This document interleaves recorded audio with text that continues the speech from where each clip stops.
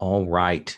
So we are here. This is session 1 of 5 for Legacy Life Among the Ruins, which is a Powered by the Apocalypse game written by Jay Isles. And this game has a very different structure to it. It's a generational game. Our players are going to be making up both a family and a character to kind of represent that family. The characters they make up are kind of going to be making decisions for their family. And we're going to be zooming up and down different levels. I'll talk about the structure of that in just a second, and the twist that we're putting on this for today. So this is part of the Gauntlet Hangouts.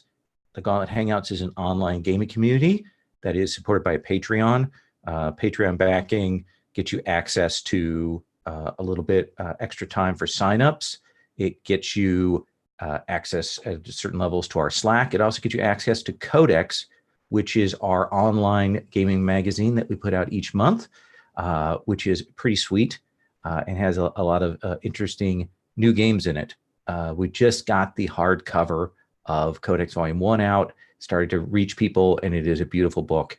And I really hope that we're able to do a Kickstarter for Volume 2 in the future, because it's all gorgeous. You can find out more about all of this at gauntlet-rpg.com.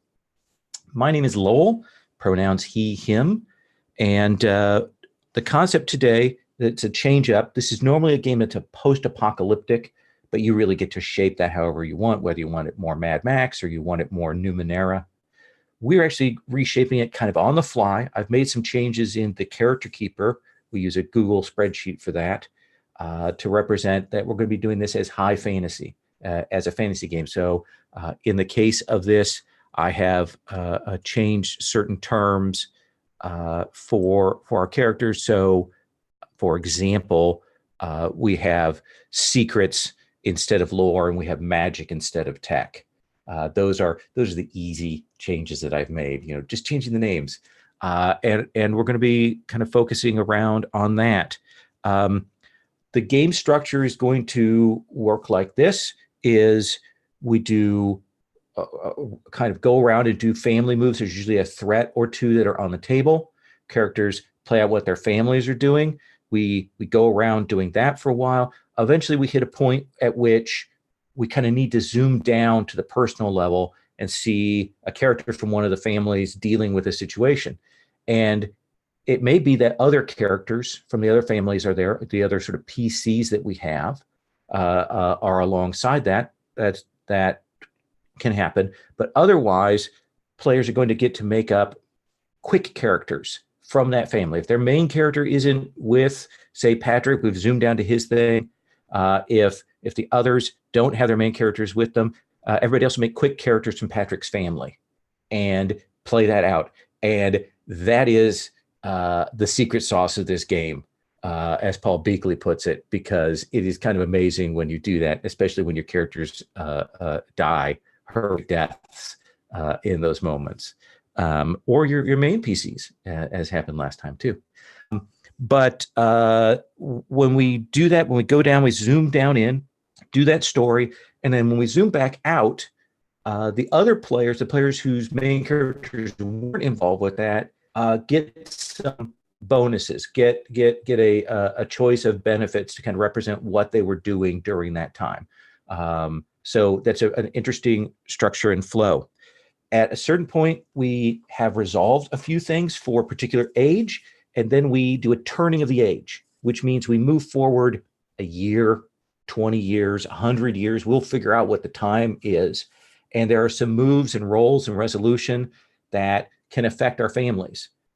We see how things have changed for them. The families can evolve in the space of that. They can change their direction.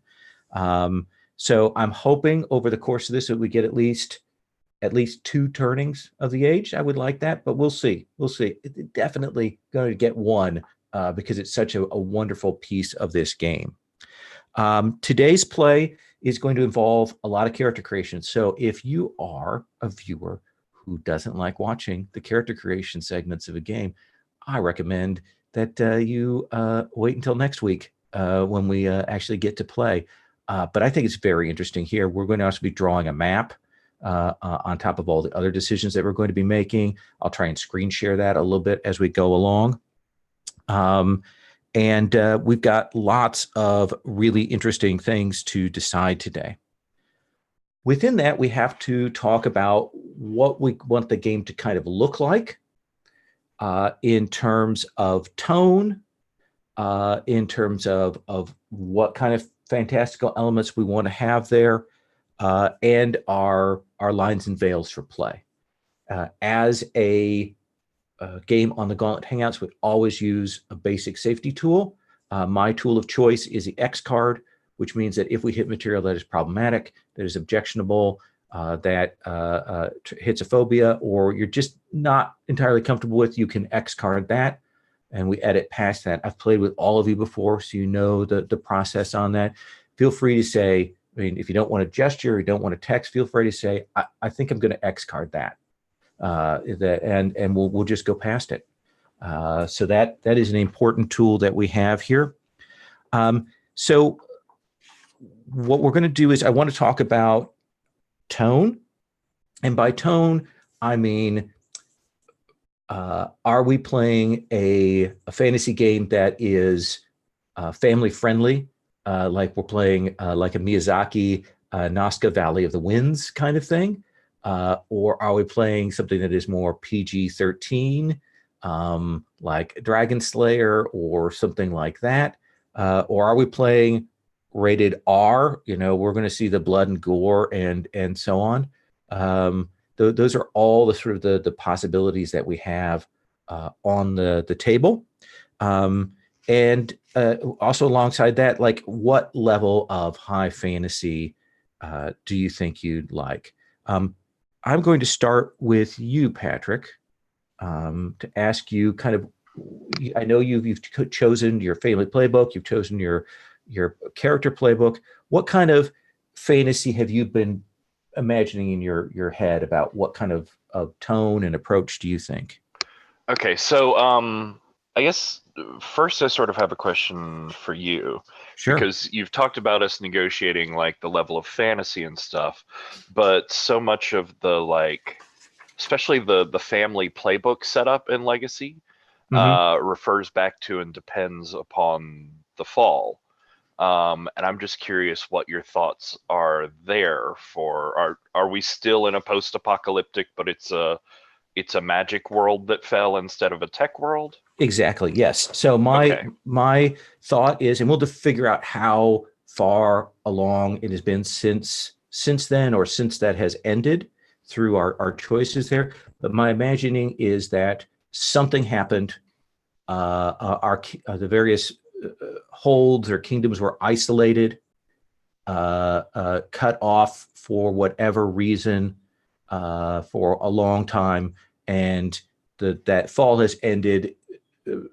Our various peoples are able to move out again, able to make more conventional contact, but the world's been devastated, and so we're picking up the pieces after that. Whether that's a more of a Forbidden Lands, big monstrous mist that's covered the land, or whether it's, hey, somebody finally killed Sauron. We can figure that out. Does that answer your question? Yeah, that's really helpful. That was just Okay. that was a thinking point I couldn't get past in like planning stuff. Okay. Um, so let's see. As far as tone, I'm good with a range. Okay. Like I don't need it to be excessively like gory or battle fetishization sort of feel. Okay. But I'm okay with bloody and dark. And I'm okay with like really pushing into dark, very dark on like psychological horror, that sort of stuff. But especially in fantasy, I could also see a sort of more like Fellowship Miyazaki sort of feel. So Okay. I'm So, curious to see where other people feel on that. all right. As far as fantasy world, like I'm always for max magic, highest fantasy you can get, weird crystal nonsense, strange living spells, and extra dimensional concepts that have become embodied, like shit like that. I love it. Okay. Okay. So high plus fantasy. Sherry, what are your thoughts on tone, about fantasy level? What are you thinking? Well, I'm fine with the range. I would rather not get super gory. And it hadn't occurred to me to do a Miyazaki approach, so I'm totally down with that. If people want to slide towards that, that's always a fun place to do adventure in, because it's the adventure is a kind of more personal, I think, and emotional. But I'm cool wherever in that range. Are we talking about things we don't want to see? Or just We'll come to the lines and veils in just a second, but I just Okay. want to check with you on general tone and anything that you're like, oh, I don't want excessive fantasy, or anything you want to say on. I'm fine with all of those things. Okay. All right. Fair enough. Robert, what about you? Yeah, I was thinking, along the lines of, I mean, darker the better, I guess, for me. But I'm good with like PG-13 to R. PG-13 is probably the nicest I would like to see it go. Okay. And then definitely high fantasy. I think the weirder the better. Okay. Ari? I'm pretty much aligned with Patrick's viewpoint. I'm very flexible. I am interested in seeing sort of a Miyazaki, Studio Ghibli approach. I'd be cool with that. But I'm also okay with, Grave of the Fireflies. That's a Miyazaki film too. So. Oh, no, please, no, not that. Which I came mean, out as a when double it's feature with necessary. Totoro. If you can imagine doing that to children. Yeah. Okay. Yeah. Let's zoom in on PG-13 with stuff rolling into R from time to time, as a kind of a shocking contrast. High fantasy, lots of magic and stuff. You're good with that, Ari? Yeah. Okay. I'm good with all that stuff. So with that in mind, we're going to talk about lines and veils. Lines being things that we're like, nope, do not want that on the table. Veils being, if we have scenes of that, will fade to black. Like sex in Buffy is the example that people always say as a veil. Patrick, anything that you have? I will start with my one. Torture is off the table as something that works. I mean, bad guys might do it, or if your characters engage in it, it's not a successful thing. That's just my personal line there. So that is one thing I'm going to put out there. Patrick, do you have any additional lines? So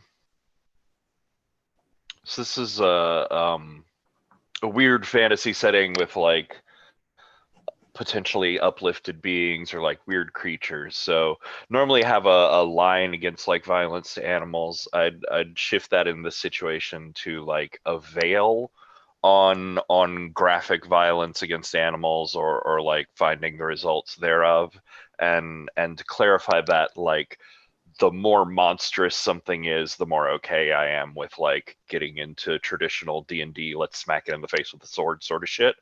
But if it's like a magical sentient deer that just looks like a deer, I really don't want to hear about how it like splits open or whatever. Okay. That seems fine. Anything else you want to add to that? I don't think so. If something comes Okay. up, I'll bring it up.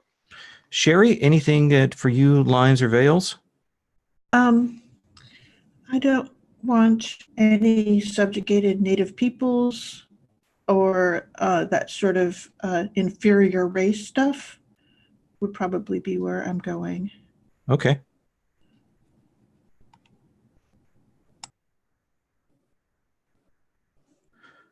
That seems like a fair line. Anything else? Not really. Okay. All right. Robert, what about you? I think since we're talking like high fantasy, I don't really want to see anything along the lines of like mind control or like complete loss of agency. Okay. That's a really good point. Anything else? Nope, I'm good. Okay. Ari? I think we covered everything. Sherry, Patrick, Robert. Okay. Range. So we have some vision of the kind of tone we're going to be playing with. We have some lines and veils.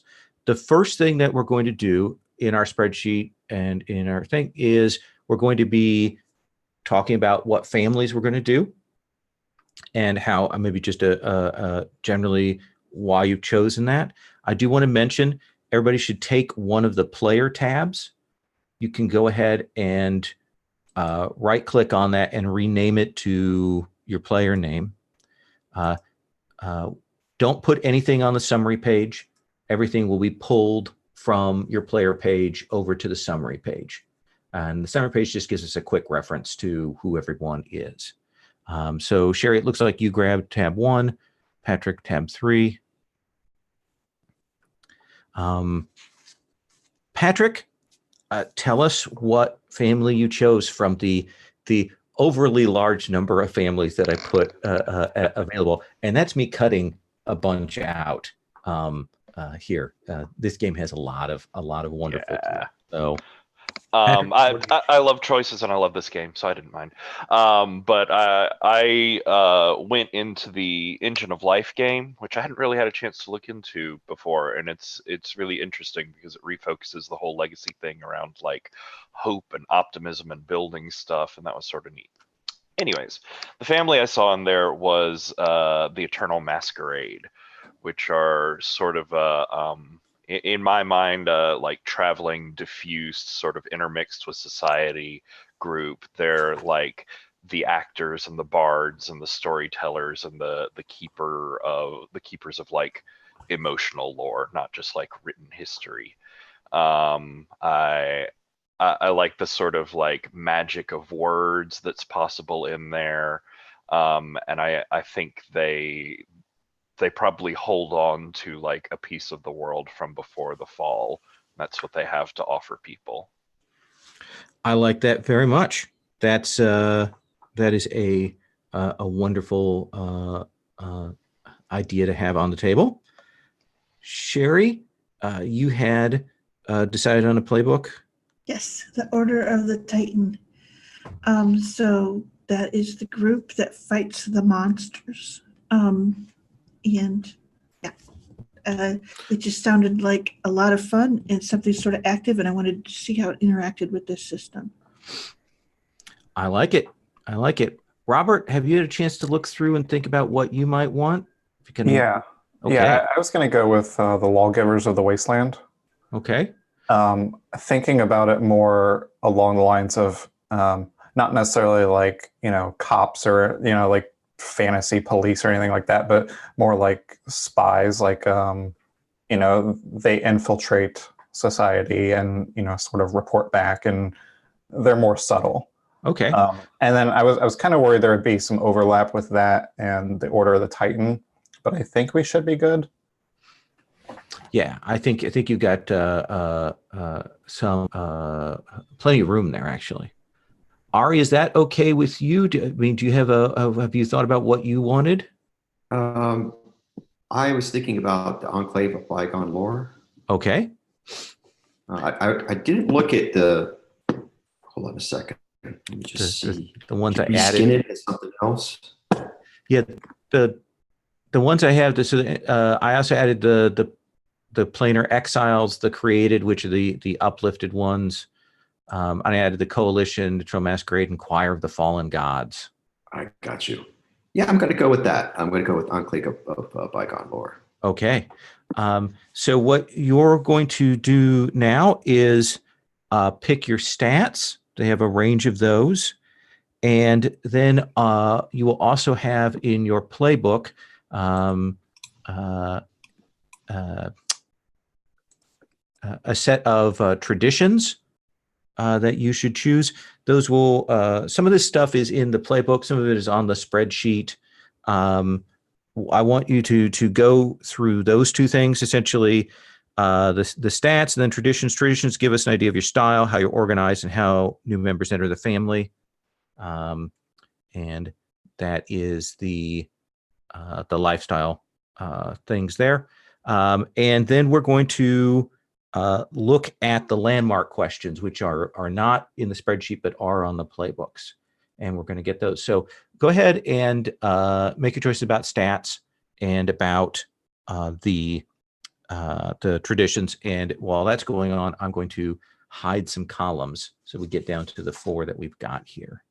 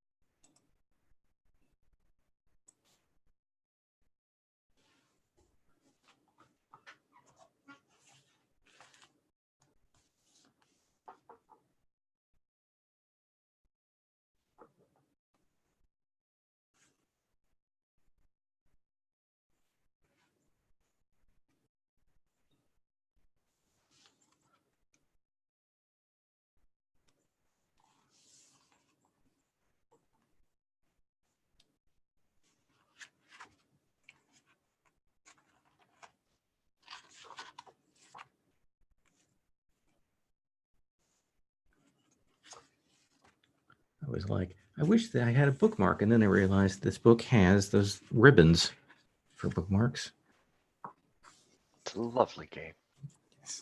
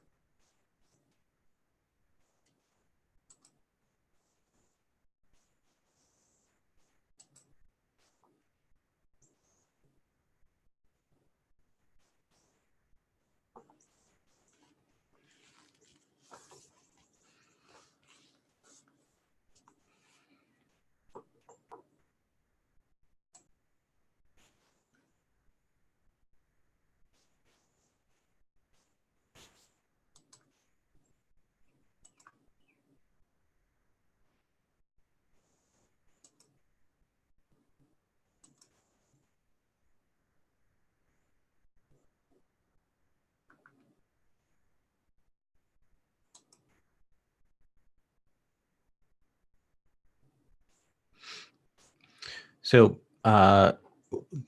once you've gotten your stats and you've picked your traditions, then we will move on to the next segment. And basic traditions talk about populace, style, governance there. Or rather,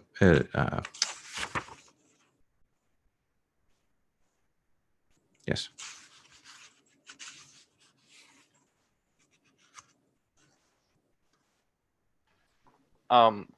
Can we talk real quick about the stat lines that people chose, just because those do have implications on the world setup? Sure. In what sense? What should we talk about?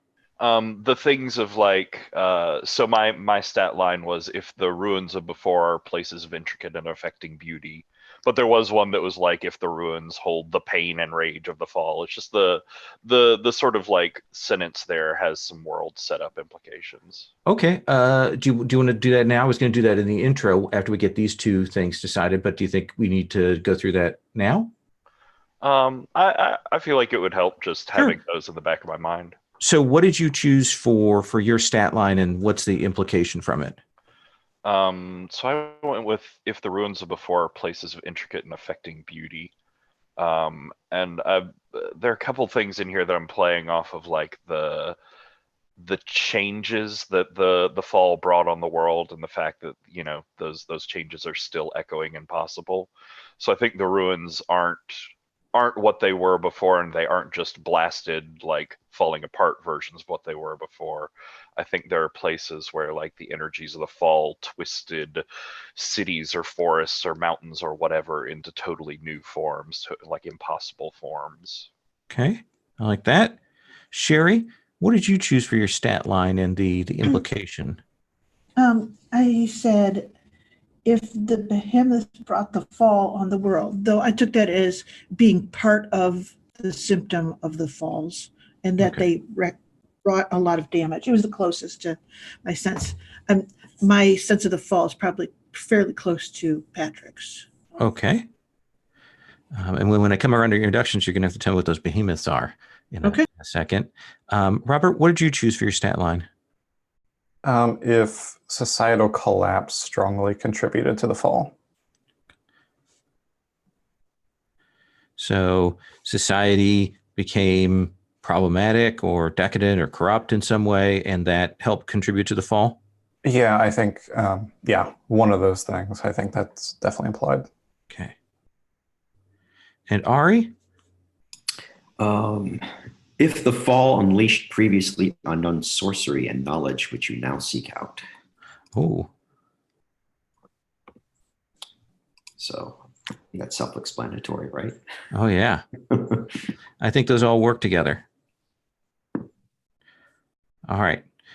So I'll let you all go back, choose your populist style and governance choices for traditions, and then we will start to go through things.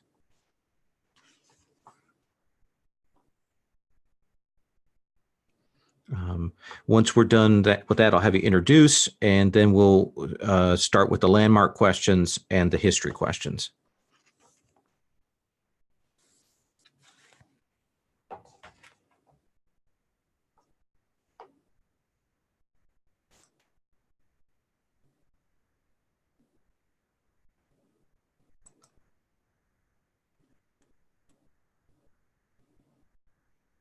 Quick question, Lowell. You said populist style and governance. Where is that? Is that under history? That should be under traditions. There should be some choices for that in the playbook itself. Okay. Yeah, I didn't put, of course, because I got exhausted. I didn't put everything in the spreadsheet, so this you may have to refer back to the playbook on that one. Okay. Okay.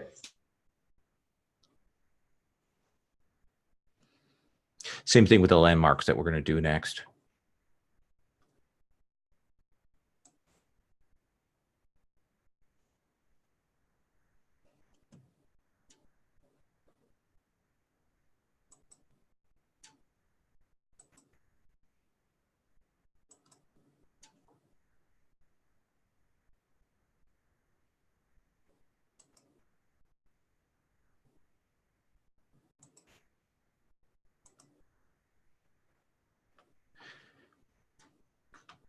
Patrick, let's start with you. You've given us a sense of your stat line based on the before.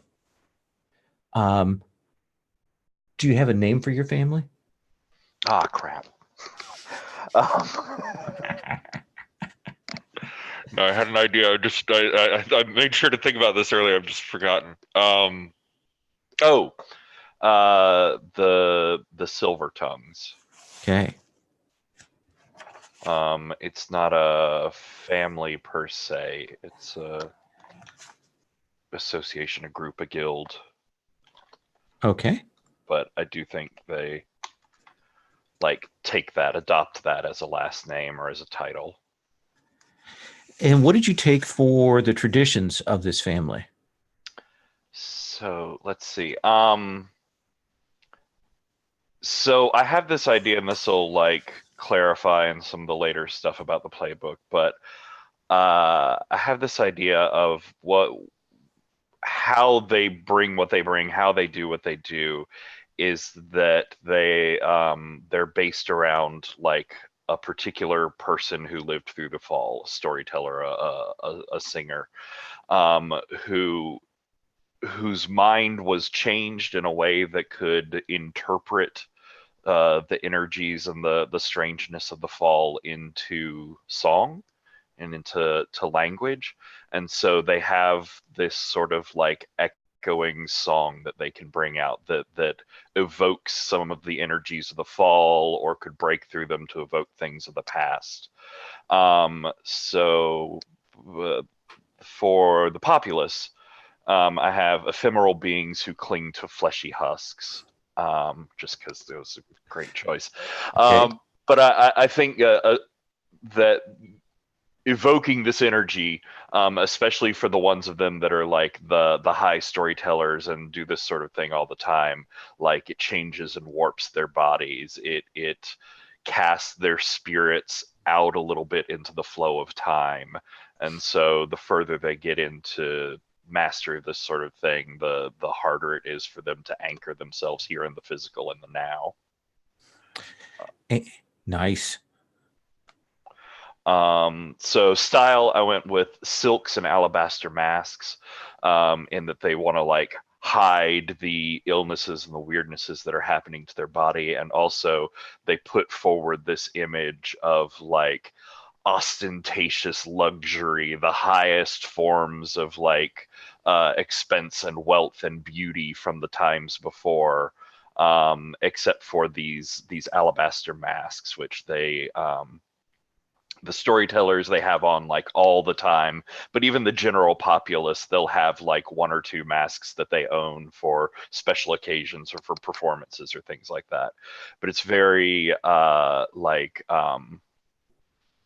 commedia dell'arte or like no theater where the mask indicates your personality and your place in a story, and if you change masks, that changes how you're interacting with the situation or people around you.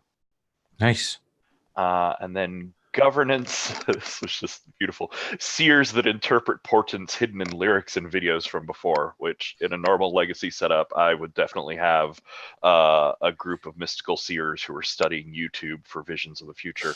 But it's... What do you suppose the videos are? Are those plays? Are those novels? What do you think constitutes that for the seers here?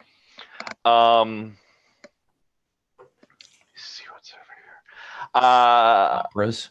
I think it's plays and operas that they've made, but they're also like they're recreations and extrapolations of bits of like illusion and magic that were hidden in crystals, like bits of stored performances put together with like scraps of written things about the performances, these sort of like imagined recreations of the past. I like it. All right, we will come back to you on the landmarks in history in a bit. Sherry, what is the name of your family?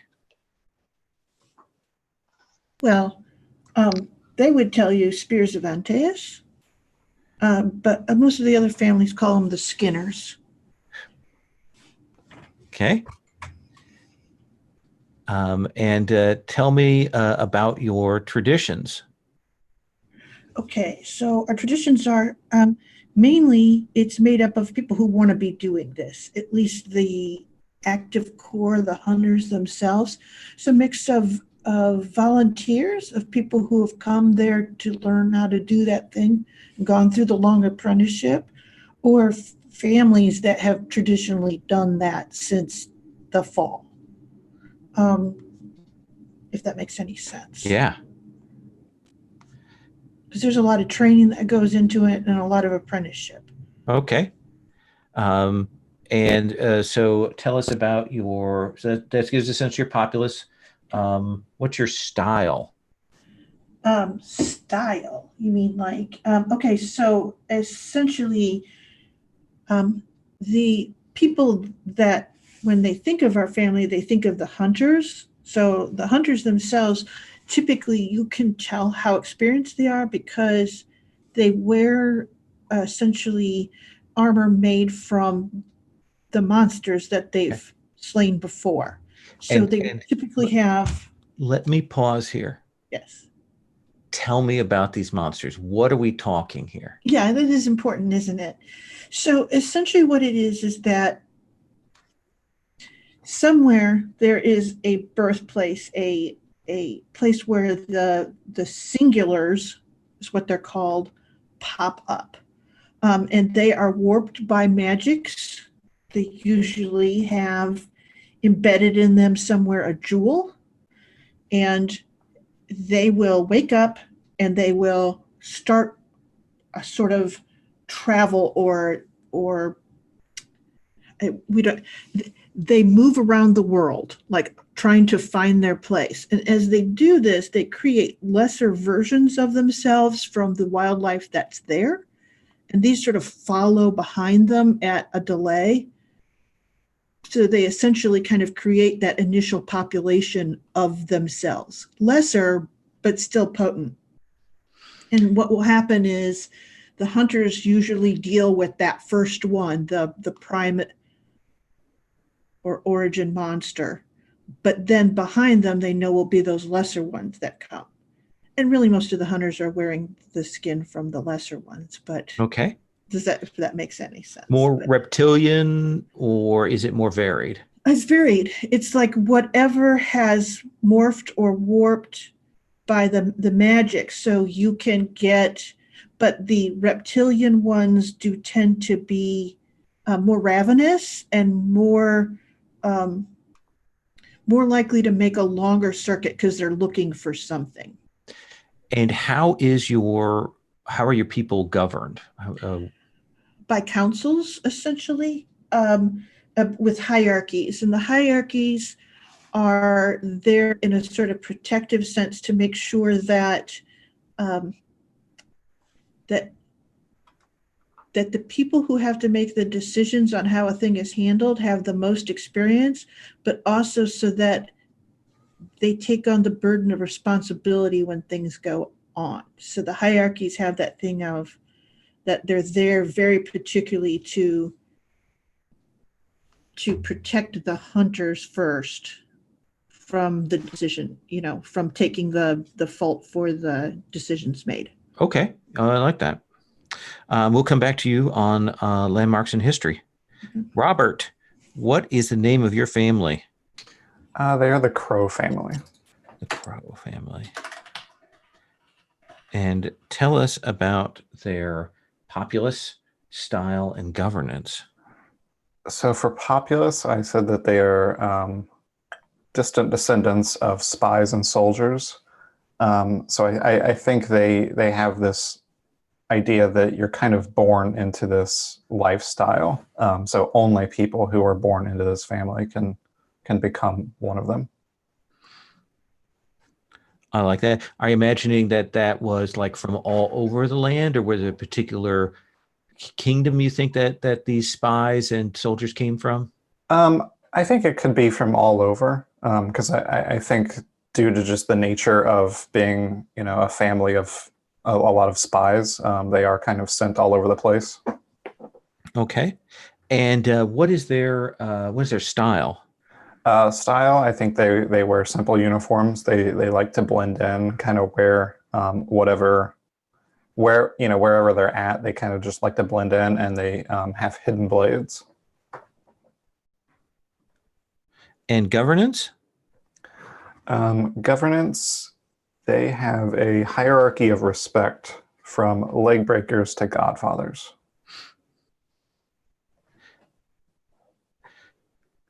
So it kind of goes, is it about about like a hierarchy of power or a hierarchy of force? How do you? Kind of a hierarchy of, I guess, of power. Like information is power, so Okay.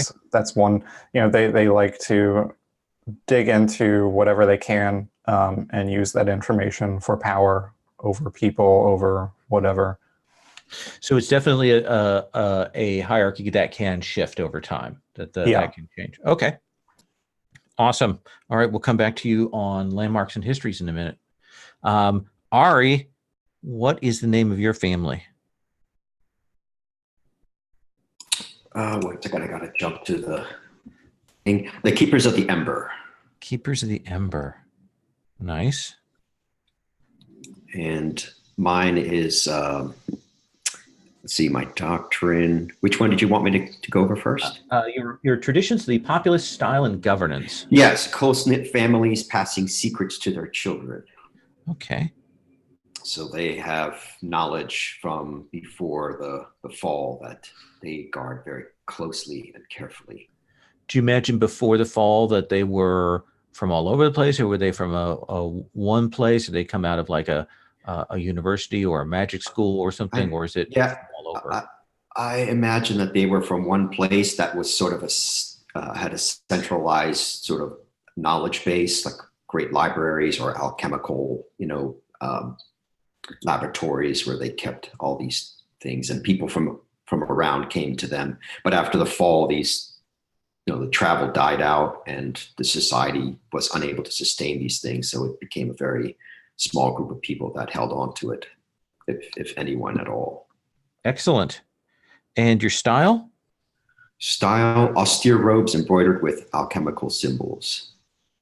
I'm imagining something akin to a periodic table, but an inner lining of the robes help remind them of things that may have been lost. I like that. And how are you governed? Hidebound council of elders. And I imagine multiple factions within this family that are pushing for older traditions versus newer methods, newer approaches. Nice. That gives you some good stuff to work with in play. Okay, so next thing we're going to do is we're going to come to landmarks. On your sheet, you'll see that you have a set of landmarks as they're in your playbooks rather than being on the, the spreadsheet. There's a landmark for the before, a landmark for the fall, and usually a landmark for the threat that establishes those. And we're going to do all of the befores and then all of the falls and then all of the threats in that breakup. To do this, you will need to go to the map of the land, because when you make this statement, you are going to have to put a little marker on it. So I'm going to grab the link for everybody. Let me just tell you, this map, it's not going to be pretty. Okay.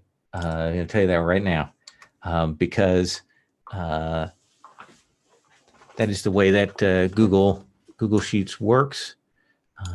It's a hell of a lot of fun, though. Yes. So you can select lines, do that. You can select shapes. You can select text. Often people put a little shape and then color it in and fill it in, and then put some text to name it there. So Patrick, we swing back to you as I rub my eye, and we're going to talk about the before. What do you want as your pick for the before that goes in this map? This map is blank. It has nothing on it right now, Patrick.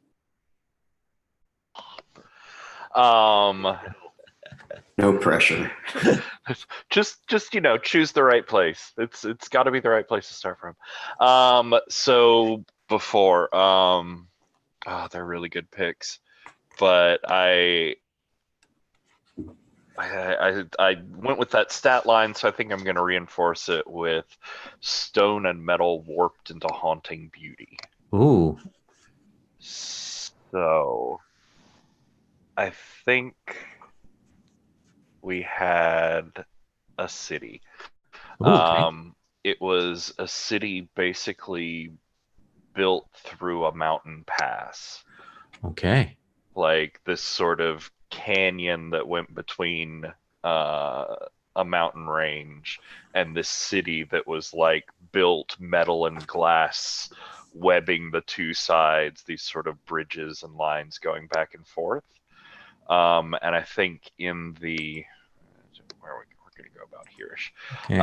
In the fall and in the time since, it's sort of no, don't go to a school. Why would you do that? The city twisted the metal and glass like they warped into these sort of fractal spiraling shapes. It's all very like abstract and sort of Art Deco intricate now. Okay.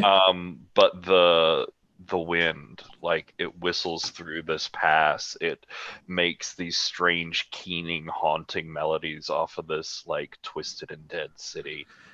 So you can put in a set of mountains and then draw us a little place for the city. Yeah, do some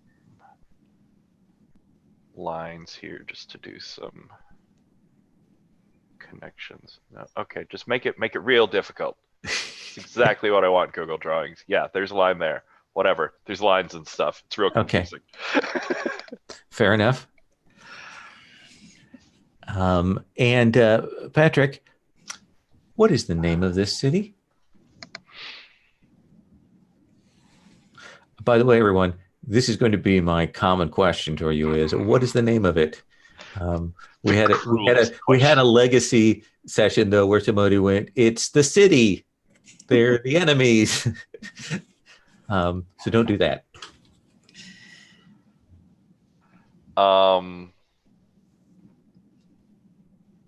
think it's the Spectral Pass.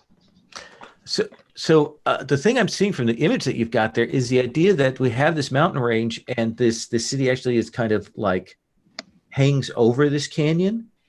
Mm-hmm. Okay. All right. Yeah, it was sort of like a whole city of bridges and skyways and suspended buildings in between the two cliff faces, basically. Perfect. Sherry, what is your before?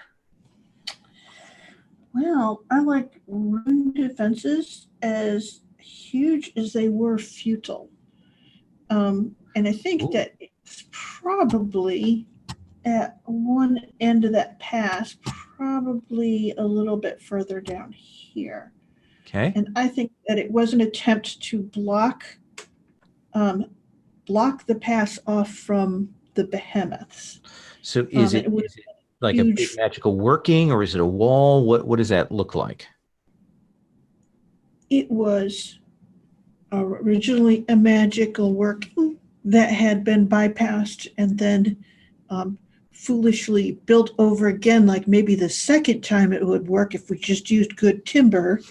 And then, essentially it's just this kind of thing of where people kept going, but it would be great if we could stop them there. And it's got like layers of attempts at fortification there. Love it. Makes any sense. Draw us a symbol for where this is on the map. All right. I'm going to do that as soon as I figure out these tools. It won't be hard at all, right?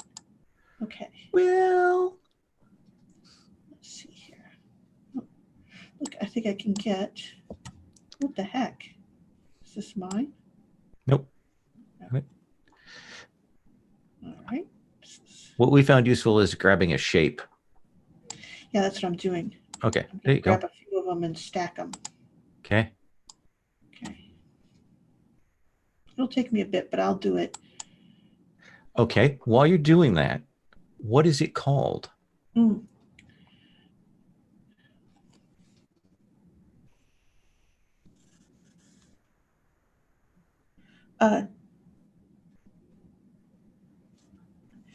Well, at least among my pupils, it's called the Thrice Folly. Okay.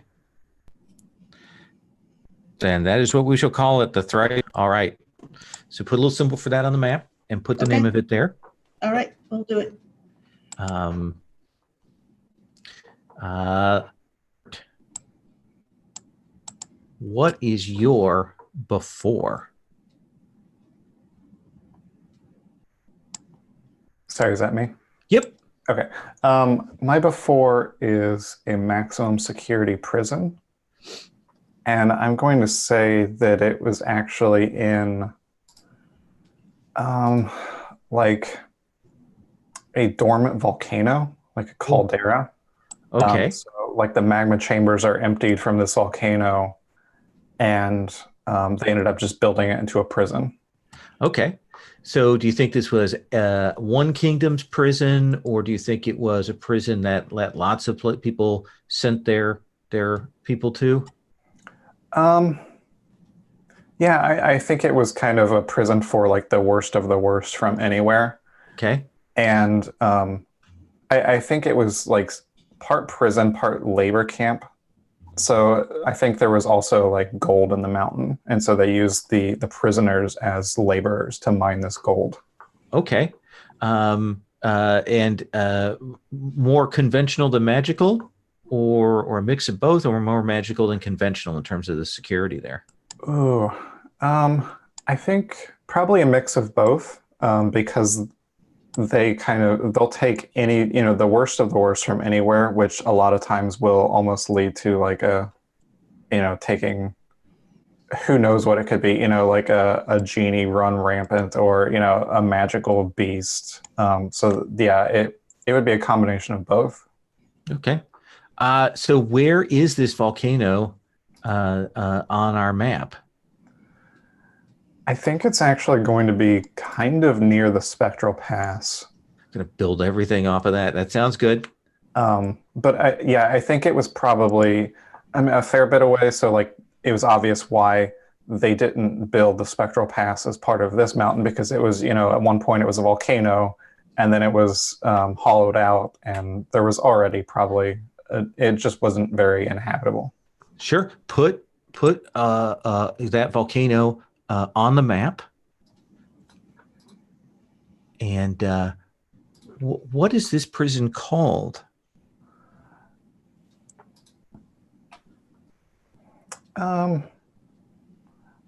I'm going to say it is the Shining Caldera. Okay. Nice. Let's come then to Ari. Ari, what is your before? I'm going with a site of connection to the stars beyond. Ooh. And in fact, I that gave me the idea that perhaps our people gathered alchemical recipes and magical instruction from beings that they couldn't see from far beyond. So they're not sure where these instructions came from, but this is the place where they would communicate with them. And where is that site that the scholars went to before? Location-wise on this map? Yeah. I'm going to put a placeholder because I want to try to live up to Patrick's amazing architecture there. I'm going to drop mine, say over here, and then I'll work on it as we. Okay. What is the name of this wondrous site? Let's call this Dagon's Divide. Dagon's Divide. Divide between our world and the outer dark. Ooh. Now we know there's an outer dark. Yeah. That's good to know. That's not on the map. Yeah. Excellent. So go ahead and put that, your placeholder in your name. Patrick, let's come to the fall question. Fall.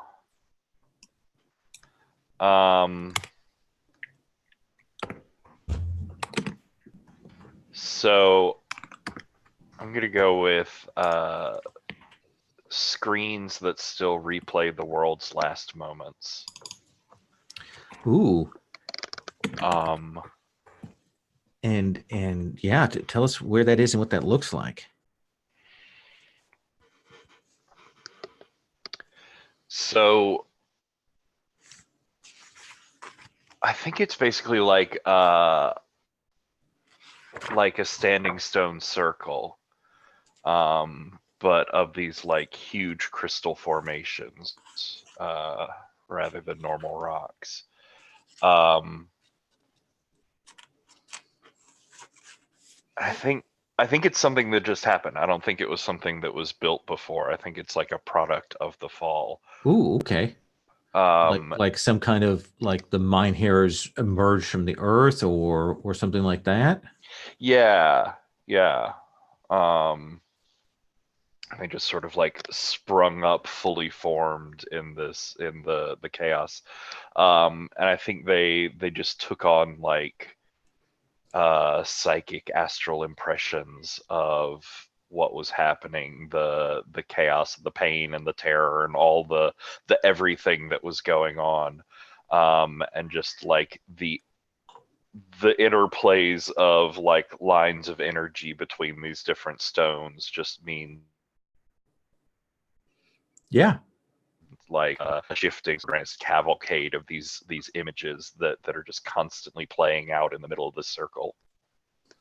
Where is this place? Let's see.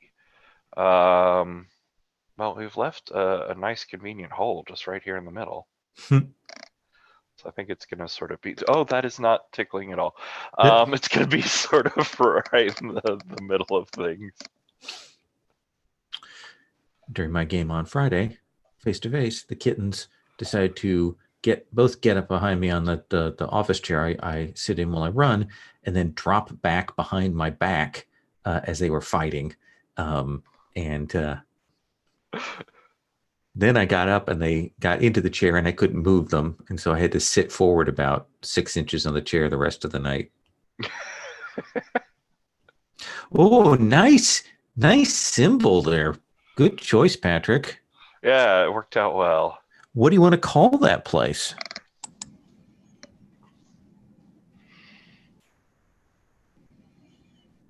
I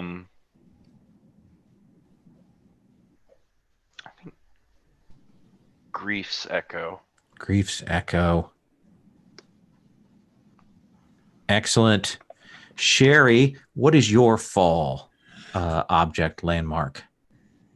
Well, I think we've established that the fabric of reality has been ripped a whole bunch as part of this fall. So I'm going to do the reality tear where the behemoths crawl from. Ooh, so there is some evidence, some remnant of that on the map, the reality tear. Okay. Exactly. Well, it's probably where they still like form initially, but they aren't actually coming, like marching through. It's like sort of sealed, but there's still whatever it is still leaking out and making new ones. Perfect. So let's have you mark that on the map. I want it to be like off map, but north. I can do that, right? Okay. Yeah. You can just kind of mark it on the northern edge so we know where it lurks. Yes. I will build an arrow or something to indicate. Okay, that sounds great. All right.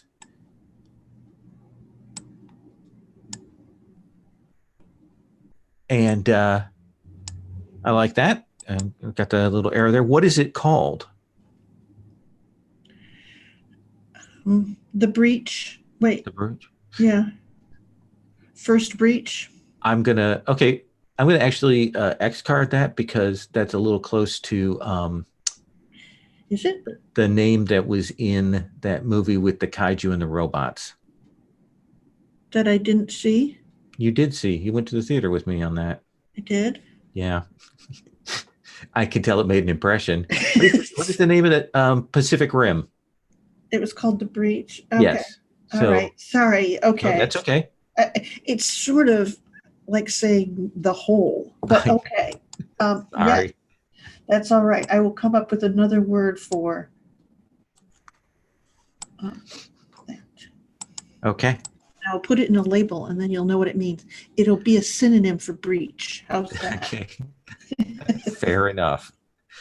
Robert, what is your fall landmark? I went with a public building destroyed by the riots. Ooh. And I think this was it's like a really, really large tower where maybe there was somebody that thought that they could protect everybody in this tower, like some sort of wizard or sorcerer or something who just wanted to keep the peace. But I think as it got worse and worse, too many people came to this tower, and it either got attacked or just something happened to it, and it kind of just cracked in half. And so part of the tower is still standing, but then part of it is like fallen off and laying to the side.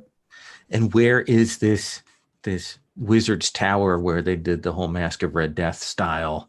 Everybody come here, and then everything goes wrong. Yeah, I'm going to say it's down south a bit. Okay.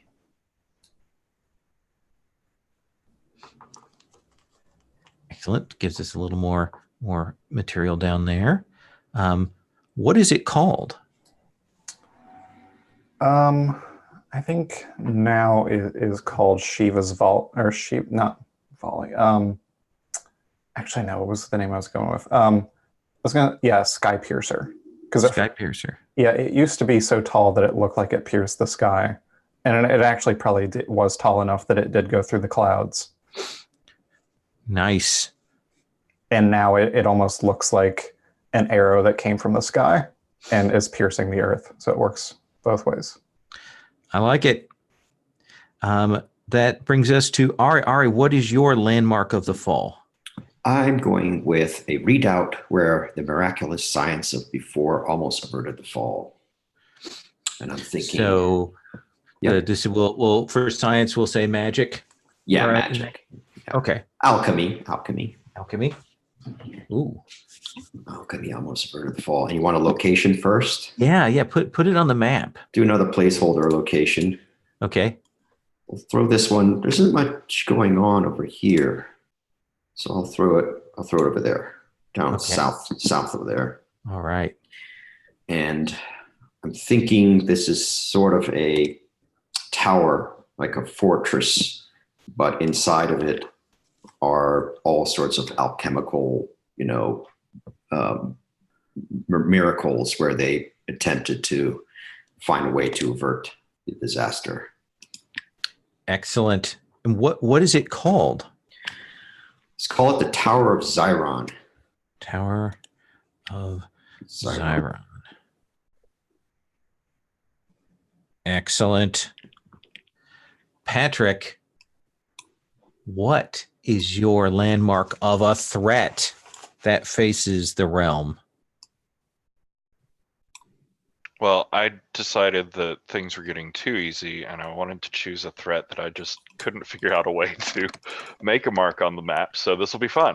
Okay.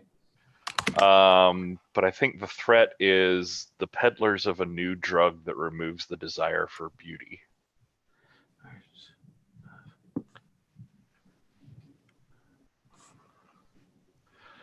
So maybe rumored location of their headquarters or their source? Yeah, maybe like their source.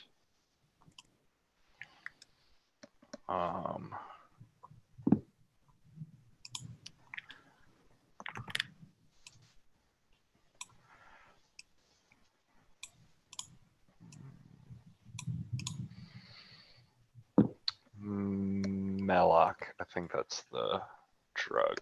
Meloc. Oh God, Windows.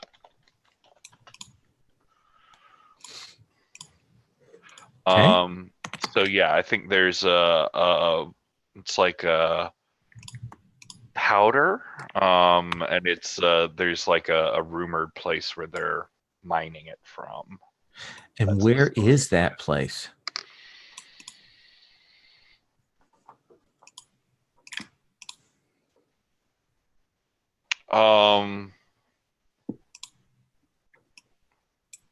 I think that might be like in or like in the tunnels under the Shining Caldera. Ooh, okay.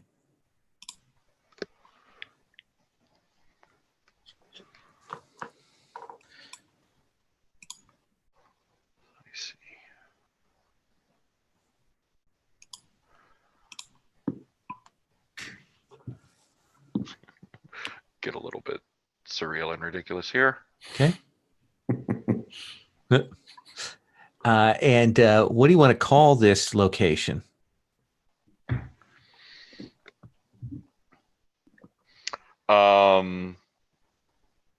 Oh, sure. Let's go straightforward. I think it's the Mines of Melloc. Mines of Melloc. Excellent.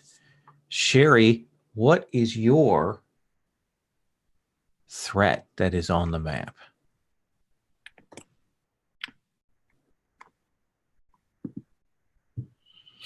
I think probably a tall ruin, now a monster's area. Ooh, is that?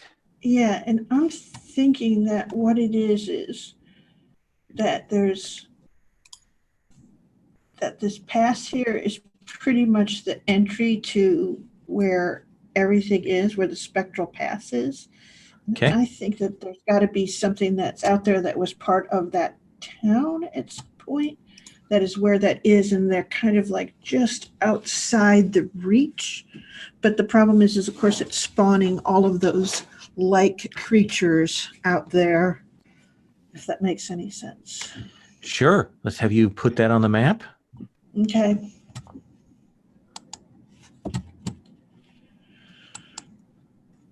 That is not how I was going to spell Melloc. I appreciate that, Patrick.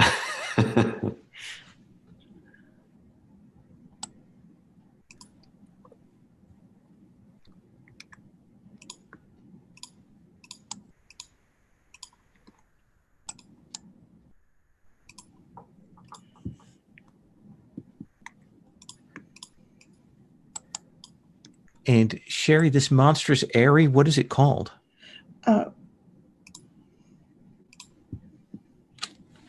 Let's see here. It used to be a ritual site. So it used to be like the prayers of Humath, and it was like you would climb the stairs up there. It'd be like 3 days to get up there, kind of thing. So a pilgrimage, and so now it's like the nest at Humath. Okay. Excellent. Robert, what is your threat landmark? I have eluded caravan with a mysterious destination. And I think this is a caravan that, nobody's really 100% for sure where it was heading, but it seemed like it was probably heading toward the jeweled spawn, which would make no sense because why would anybody be taking things to that place? And so where was this this caravan found? I think it's probably just kind of south of the jeweled spawn and west of the spectral pass. Okay. Have people put together a popular name to describe this caravan? Trying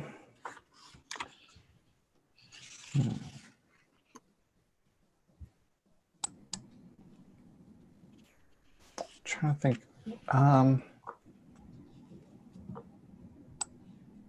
I think that they call it the Death Brokers. Because it makes no sense why somebody would have a caravan heading up toward that place. So the only thing that we can imagine that they are heading there for is death. Okay. All right. Mark that on the map and put that name there. Ari, what is your threat landmark? Yes. So I'm going with a valley where lights appear in the sky. Ooh. Seems to fit what I was going with. And I'm going to drop it. Oh, let's see. Let's put it over. Let's put it over here. between the Sky Piercer and the Tower of Xiron. Okay. And I think we can call this one the Mouth of Ash.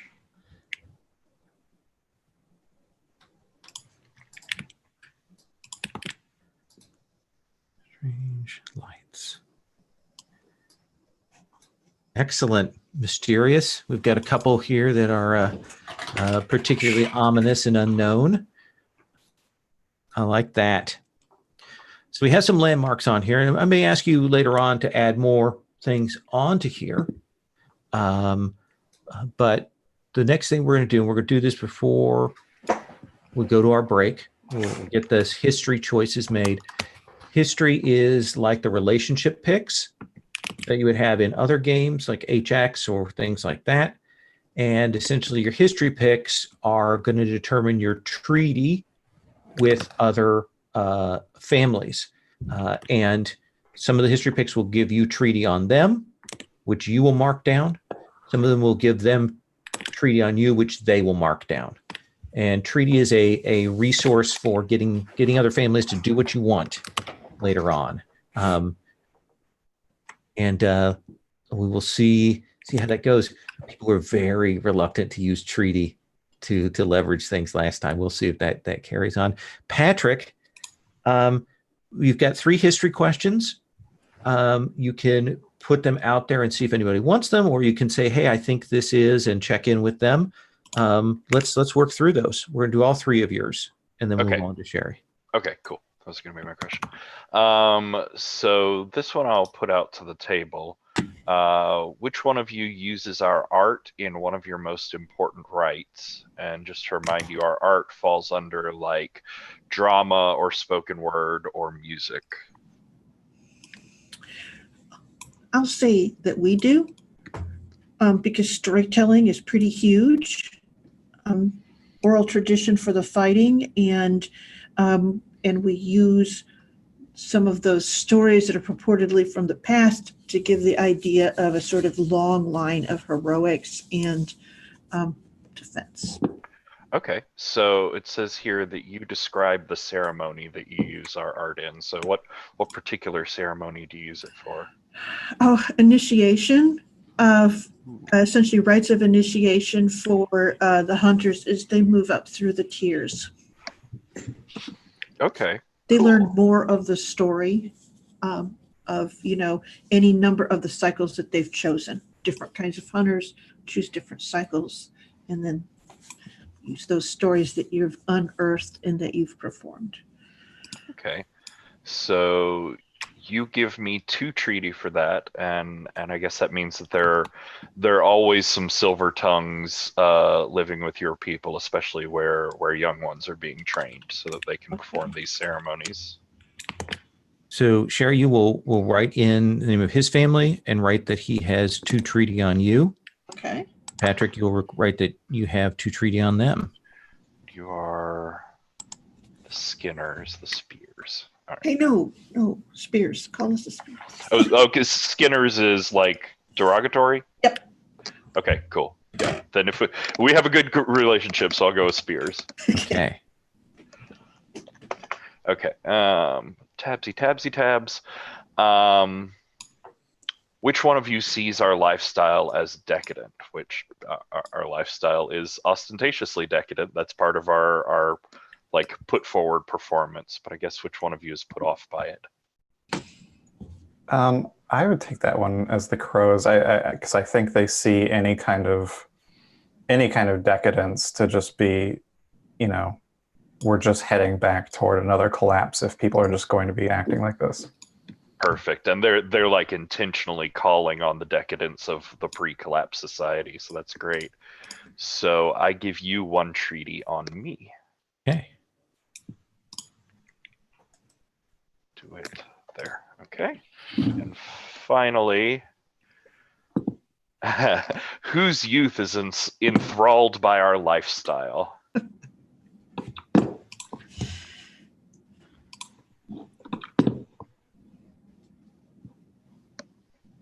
Does it apply for I you? want to go with that. I was looking for unmute, but I was already unmuted. Oh. Then you say what draws your kids to us like moths to the flame. What potential secret knowledge do you possess? Secret knowledges, they definitely have done a lot of research into the world and the culture from before the fall, and they also have their words and music that echo the power of the fall, and they keep that tightly guarded.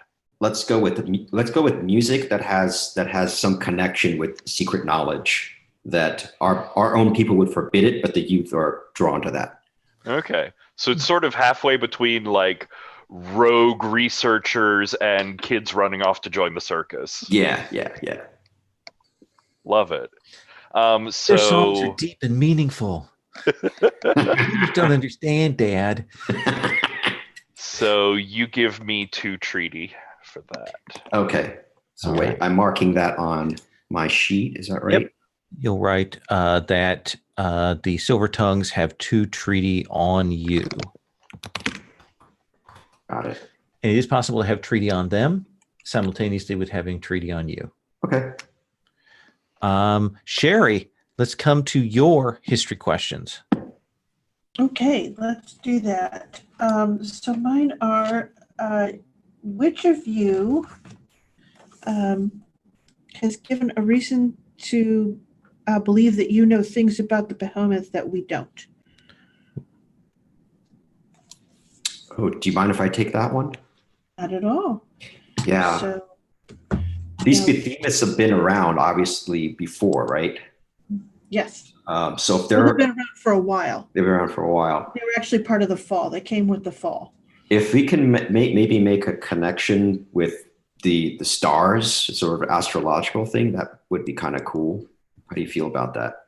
I am fine with that. Let's put it this way. You guys have made a tie to the astrological thing and hinted that that's significant. And so, Yeah. all right. So maybe some number of these behemoths have some connection with whatever these beings are, or the signs that are coming from out there. Okay, that makes sense. Enclave believes they found a pattern. Exactly. Yeah. They've told us as much. So you have 2 treaty on us. On you. Okay. Yeah. Okay. Because we are desperate for any more information. Always. And let's see. Which of you fought alongside us in the last showdown with one of the true first behemoths and let us down in the worst possible moment? I think we definitely could have let you down. I was like, fighting, that's not me. Running away from fights? So I think it was, you said this was one of the first behemoths? Well, what it is not one of the first, one of those primary ones that actually emerges from the maw. Gotcha. Yeah, I think it was the product of this like long buildup of collaboration between our people. Obviously, we're involved in like training your warriors, or at least initiating them, and so obviously we could come and help you. It would be great. We could work in this partnership, and like I don't think our people had ever encountered one of those first behemoths, like those prime behemoths, like in person. I think they'd just seen the spawn before. And you had a contingent of bards running away. All right. Excellent. And then your last one? The last one is, which of you currently hosts the greatest hero of the last great battle? And they host them in a respected role. I could see the Crows for that one as maybe one of the heroes of the last big battle kind of not necessarily gave up that lifestyle, but realized that there was information to be gathered in other ways. And so now that person is maybe one of our, I don't know, like one of like a high-ranking person in our society of getting information and kind of protecting people also at the same time with that information. Okay. Well, then we each take 1 treaty on each other. So we've got a détente. What is that person's name?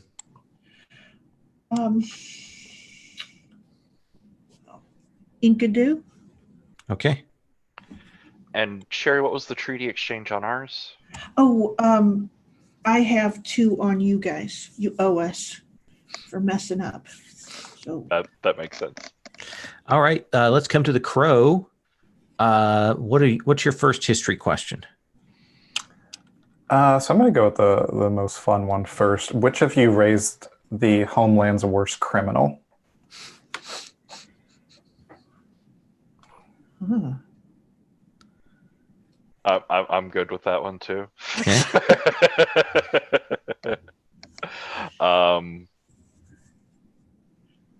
Yeah, I think it's this like this person who just fell to the need for excess and decadence, and they found ways that they can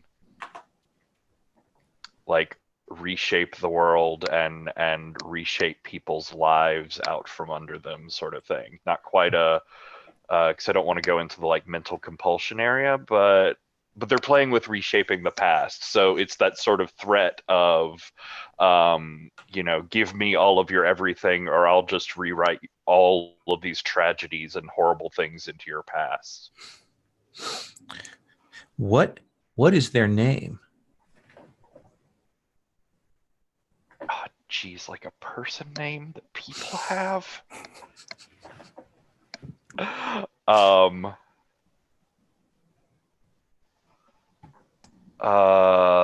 Stormwolf. The Stormwolf. And what is the treaty exchange on that one? So I take 1 treaty on the Silver Tongues, and then the Silver Tongues give another family that the criminal victimized 1 treaty. I think Ari. I think he was after more secret and hidden lore that could like expand his power even further. Get an additional treaty on the Silver Tongues. What is your next one? Which of you supports our crusade the most? Oh, sorry. Can you back up for a second? Do I gain treaty from that? Yes, you mark 1 additional treaty on the Silver Tongues. Okay.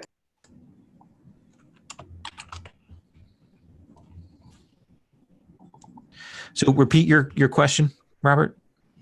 Yeah. Which of you supports our crusade the most? Which is subtle spying. Yeah, I mean, subtle spying, protecting the people. I mean, Someone's not to get gotta ahead of do it, I suppose. So it's definitely not going to be us. But yeah, sometimes those guys are goofs.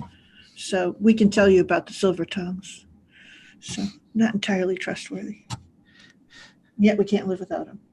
So I give them 2 treaty on me. okay, so you get 2 treaty on the crow. Oh. And what is your last one? Which of you did we save from slaughter at the hands of raiders? Oh, I'll take that.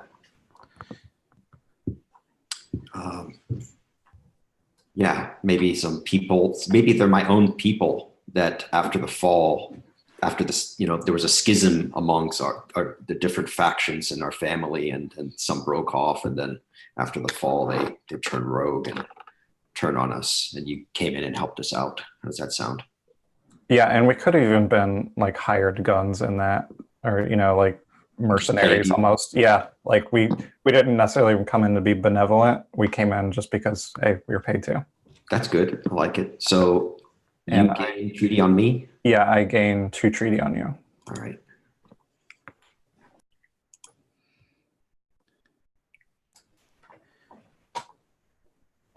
And then we come to Ari. Ari, let's look at your history questions. Okay, mine are. Which one of you is civilization's best chance to regrow?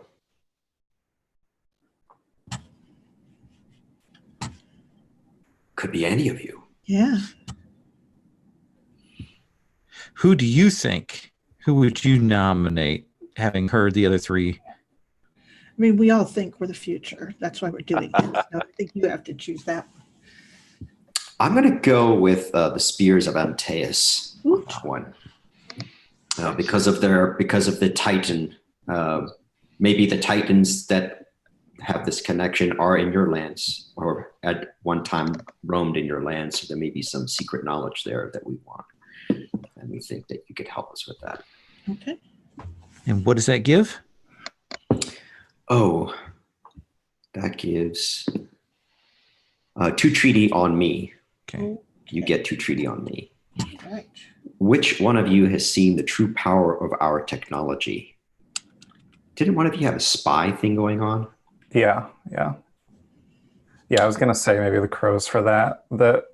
We've either seen it firsthand, as in we've had to take somebody down who was using this magic or technology, or even just that we've gained knowledge of it somehow. Right. Yeah, maybe when your mercenaries were helping out, maybe the raiders still possess some bits of that, and you saw that. Yeah, I like that too. All right, 2 treaty on each other for that one. Okay. So you know the magics that the Keepers of the Ember have. And your last one? Oh, 1 second. I'm just jotting this down. Oh, sure. Because I will forget it.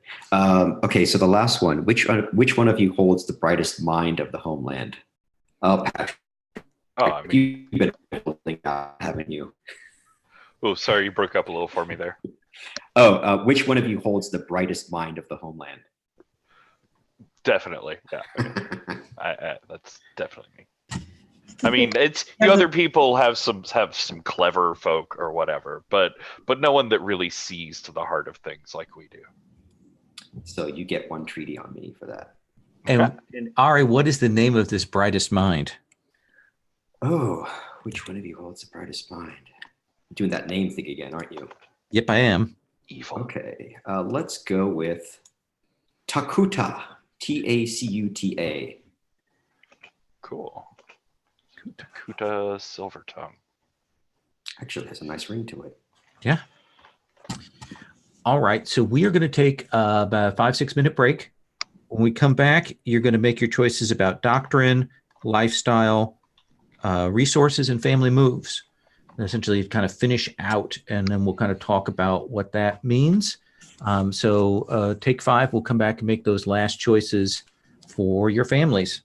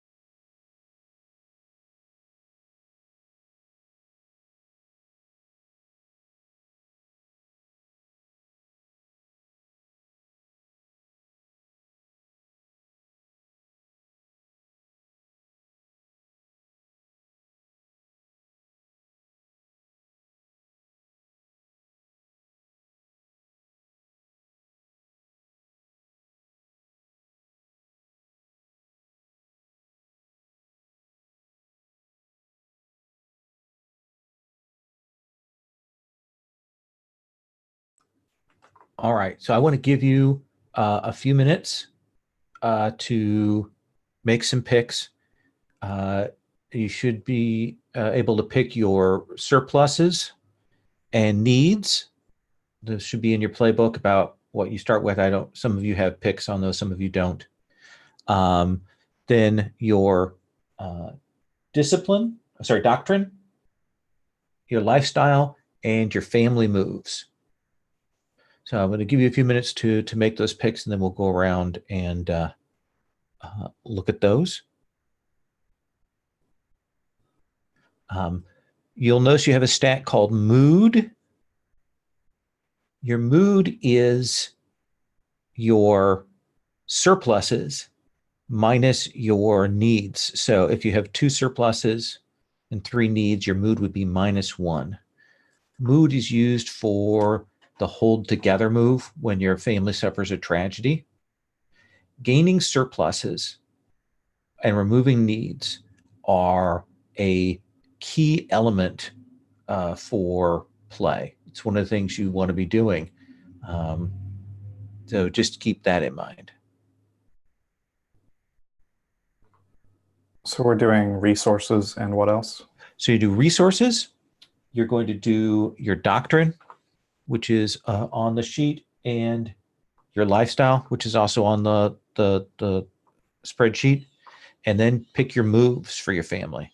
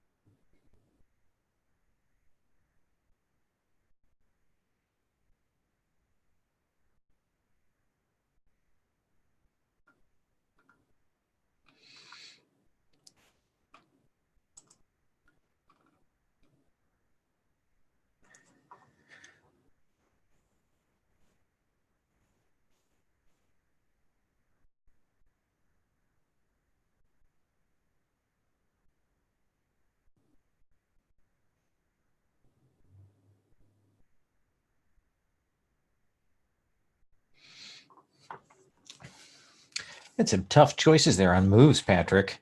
I was looking at those going, oh, these are all delicious. Yeah, it's a really interesting playbook, and the moves very much shape like how you're going to approach things with them for that family. So what do you have for your resources? Patrick. I don't have good tab management, I'll tell you that. I keep forgetting to minimize Zoom because it has that tiny window, which is super helpful. Yeah. So let's see.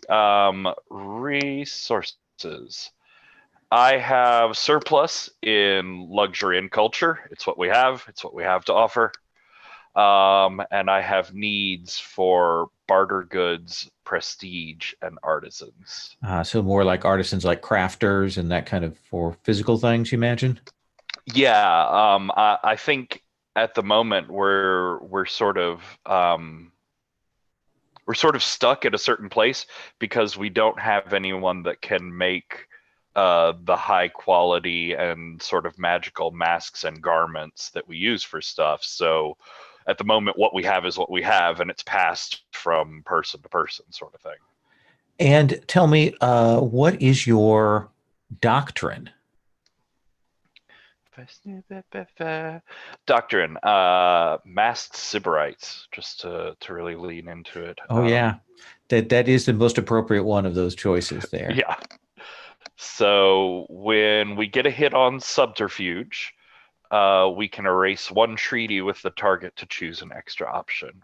Which I went with because we're not great at sleight. So, bumping up those results would be nice. And then your lifestyle?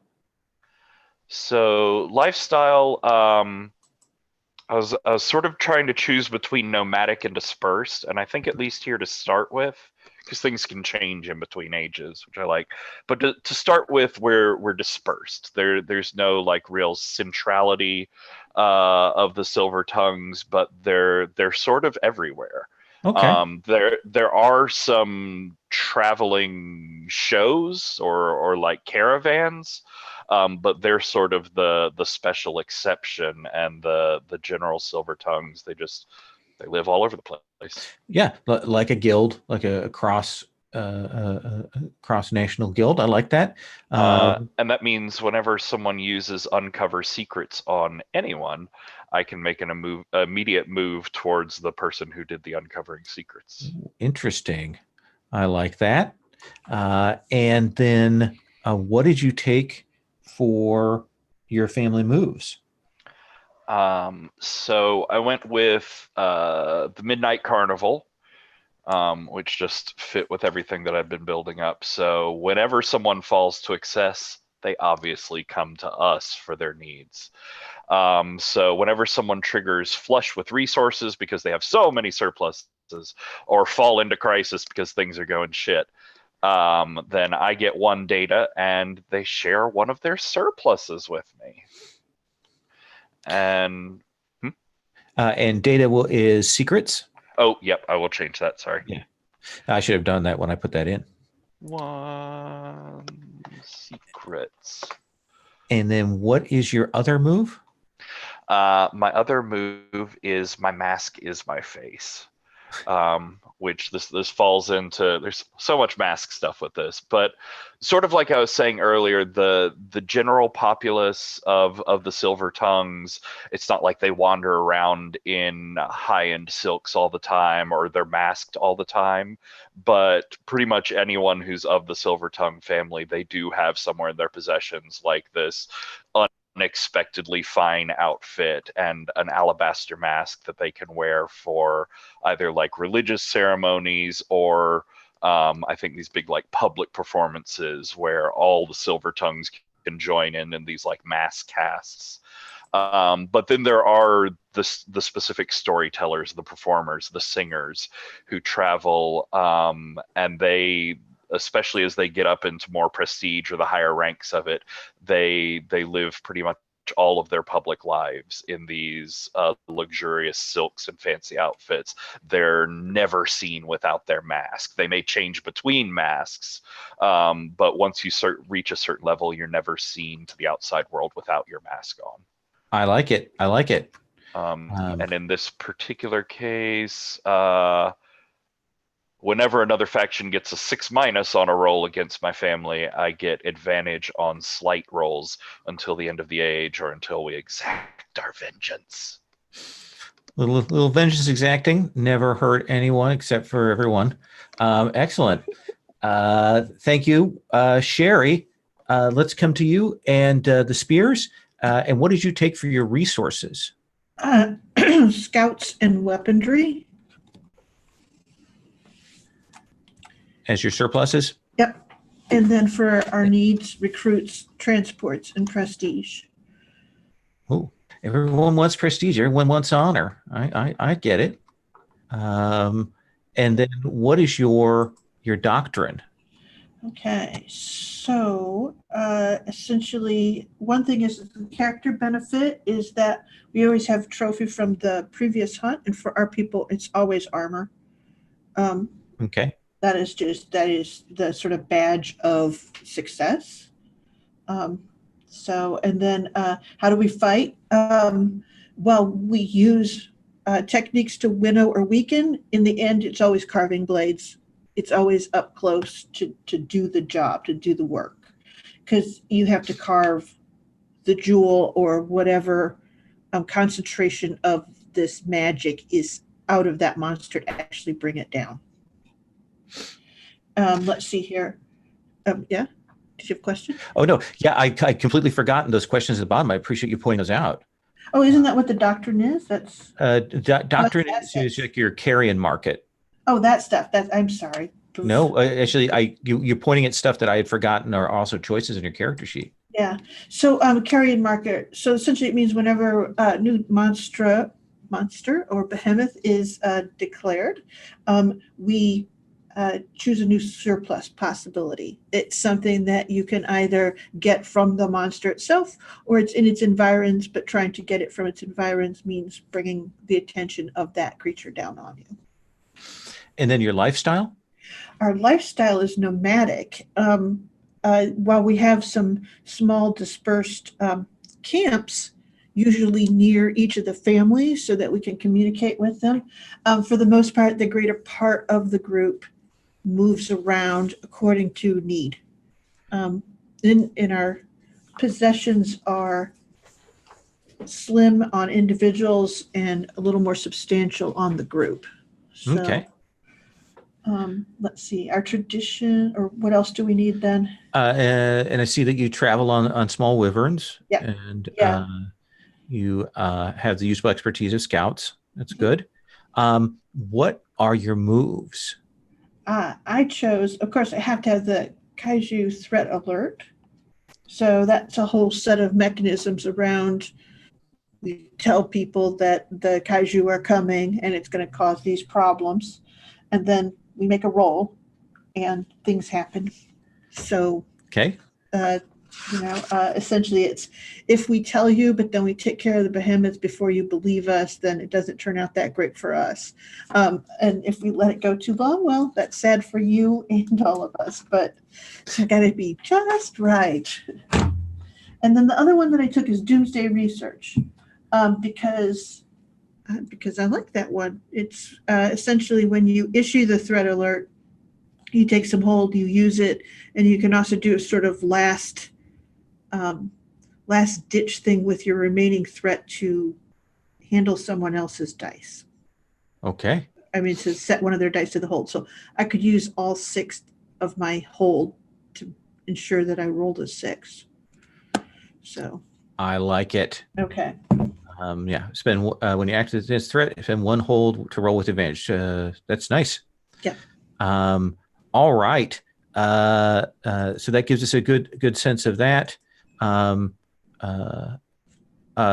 I'm going to come back to you on those like character benefit and those answers down below. We kind of skipped over. Can you go through those real quickly for us? So let's see. My character benefit is your character may always have a mask that hides their true nature. Go figure. But I did want to talk about the assets because it has the thing that made me choose this playbook, which is how do you fight? Cutting words, tags ranged and aberrant. which is I think that's the language, the secret songs of the fall, which they can just open their mouth and turn on people to start warping and injuring them. Is this a natural thing, or do you have a weirding module, like in Dune, the movie? It's not a natural thing, but it's not like an artifact. It's a learned thing.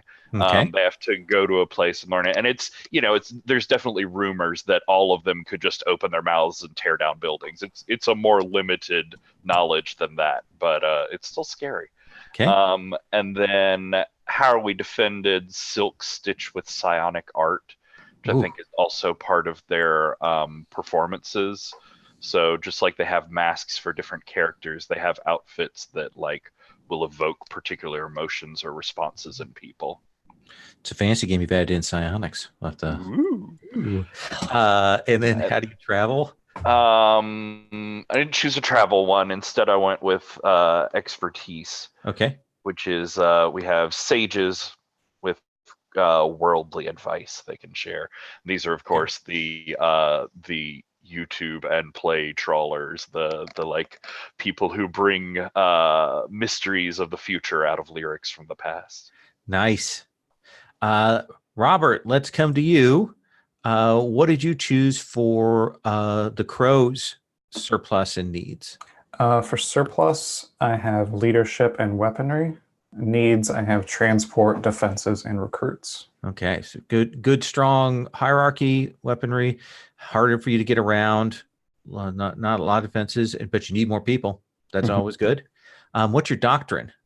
Doctrine, the Crows are hired guns. So when they accept a job from a family or faction to take down a target, we gain surplus barter goods or scouts for the job's duration.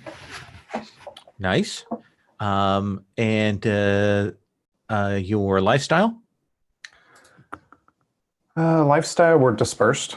So when the family spreads word that someone's wanted, they'll find no shelter in allied towns. And yeah, I think we're kind of just spread across all the different cities. We have people sort of everywhere. I like that. And then tell us about the moves that you took. Moves I took. Okay, so yeah, this one is a big one. Laying down the law. So everything that the Crows do is motivated by a strict moral code held by all the family. So there's a few questions. First one is who always deserves protection? Okay. And for that, I said the benevolent. So people who have resources and are willing to share them for the betterment of society. So we don't outright hate rich people or people with a lot of resources. We hate people who have all those resources or have all that rich, are rich and won't share it. So then the next question is who always deserves your justice? And so for that, I said hoarders or, people with a lot of resources who are not willing to share it. And the third question, what does your family's code prevent you from doing in the name of justice? And for that, I said betrayal. They will not outright betray somebody. They're spies, but they're honorable spies. Excellent. And then, sorry, my other move, this is a civilized land. As long as my family patrols a region and keeps its citizens safe, they'll know through rumors and whispers when someone breaks their laws. And its people will gradually start behaving according to your principles over time. I like that very much. And tell us about the questions to the bottom. So how do we fight? I chose assassination blades. Okay. Which are melee and hidden. How are we defended? Nondescript robes. So, they blend in well and get around, which provides them some amount of camouflage and utility. And what's their useful expertise? They have investigators. Quality questioning introduction. That works. Excellent. Ari, let's come to you. Okay. What resources did you choose? Let's see. I took engineering progress, and for needs, defenses, leadership, morale. Do these words Morale. need to change, engineering, or is that cool? Keep it? I'll have you figure out how you want to define that. I would think alchemy. Yeah, I think that seems reasonable. Should I just leave it as engineering, but we know it's alchemy? Yeah, go ahead and change the name. That way we have to figure out what we meant later. Alchemy, progress, and then for needs, defenses, leadership, morale. Okay. And what's your doctrine? Doctrine is holding back another fall.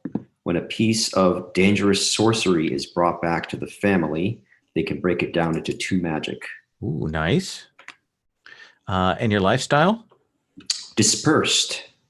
When you write to family and other settlements for insights, get fleeting advantage when you act on their advice. Okay. Wanted something that would allow me to connect with the other characters meaningfully, so I took that one. Yeah, I like that. And your moves? So I took weird science. When your family puts together a relic powerful enough to shape local area for generations, say what they want it to do. GM will give you 1 to 3 of the following conditions. It'll take weeks, months / years to build. You need to raise a certain surplus. It'll only work for a limited length of time before needing to recharge. You need to hook it up to a certain power source. You'll have to sacrifice some number of tech. Okay. And in that case, that'll be magic for that. Yes. Just looking for any words I need to change there. Yeah, I think the only word is the capitalized tech. I should have written in magic there. There it is. 1, 2, 3, magic. Because I had to do it by hand, because when you do a global search in these spreadsheets, bad things happen. No worries. And the second move is deep knowledge. Okay.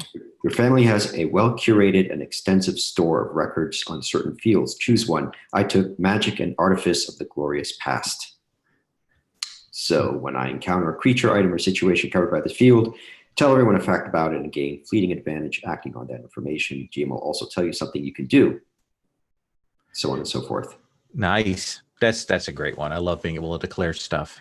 Yeah, this is eerily similar. I'm just realizing it's eerily similar to the previous game of Legacy. I think I took some of these last time. Must be my personality. I know. I was like, I think that's close to what Ari took last time, but that's cool. Just drawn to it.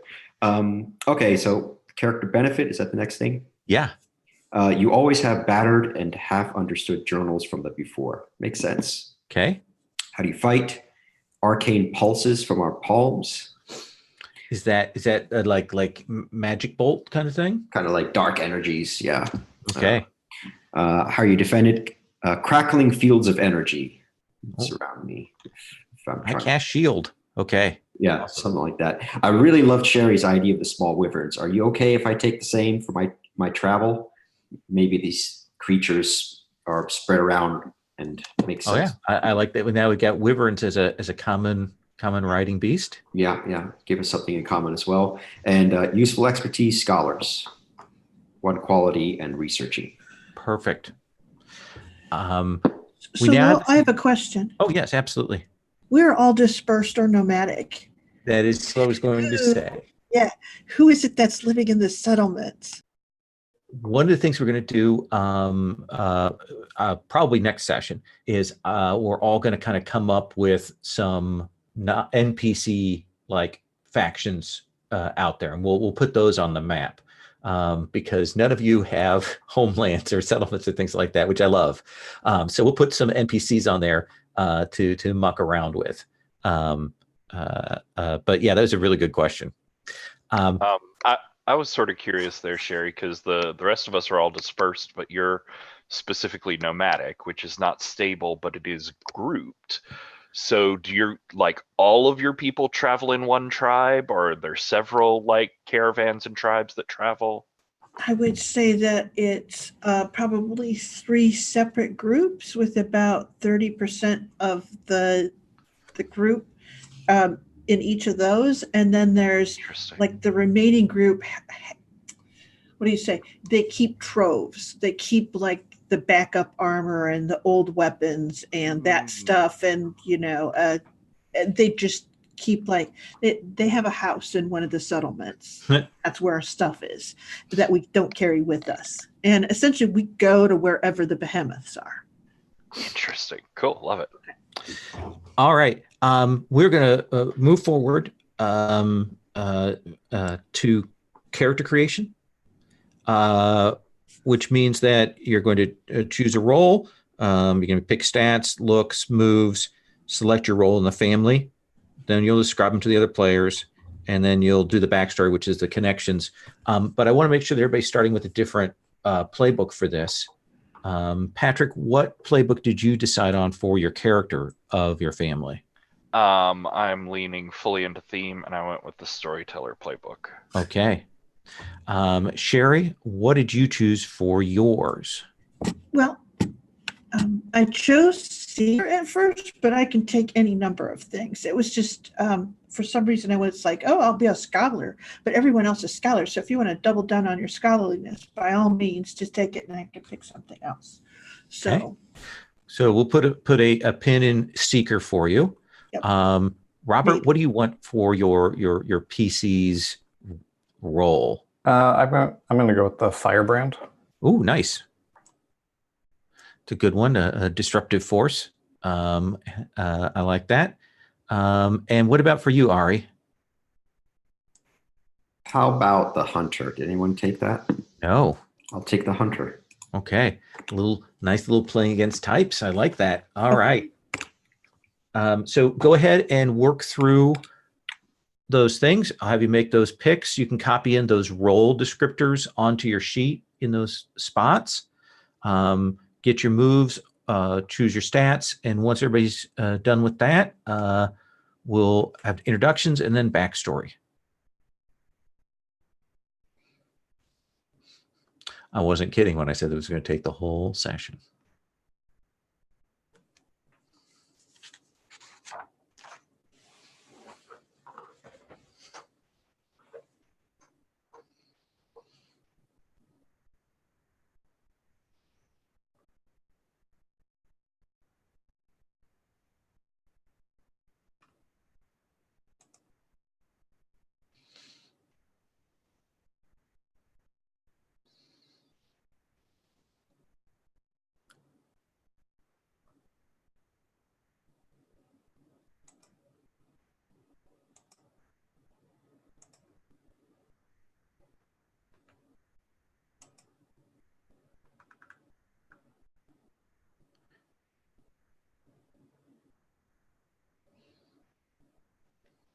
In between sessions, I'll go through and put in the inherited moves that you have for your quick characters. I'll get those as drop downs on all of your respective character sheets because that's some automation I built in before. We'll get that set up.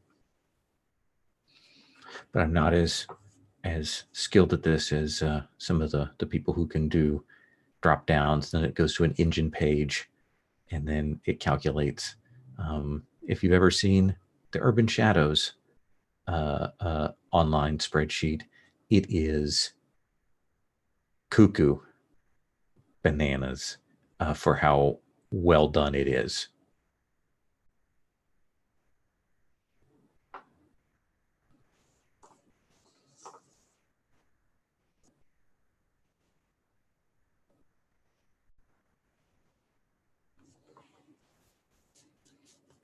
And where it says inheritance below your stats, that means each of your families has that you can get a bonus to one of two stats. So that's what that is.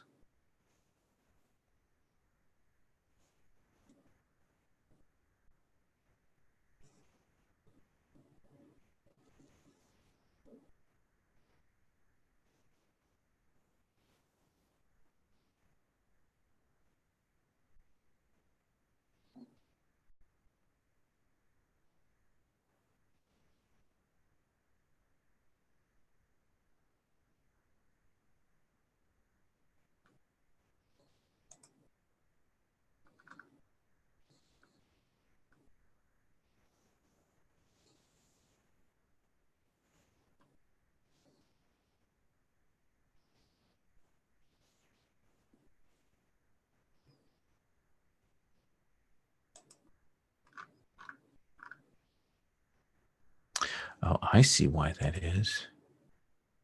'Cause it's only written in on that one.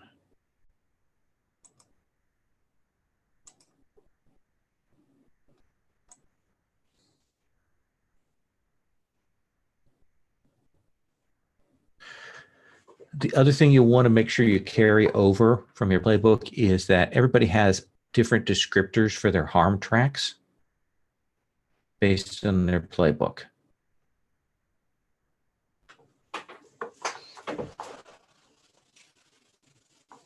Which is wild.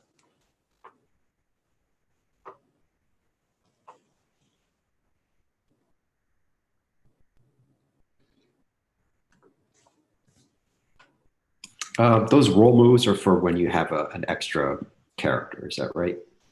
Yeah, so the inherited moves, those that are kind of off in a separate section, you can take those as a move if you want. That's one of the picks that they have. Okay.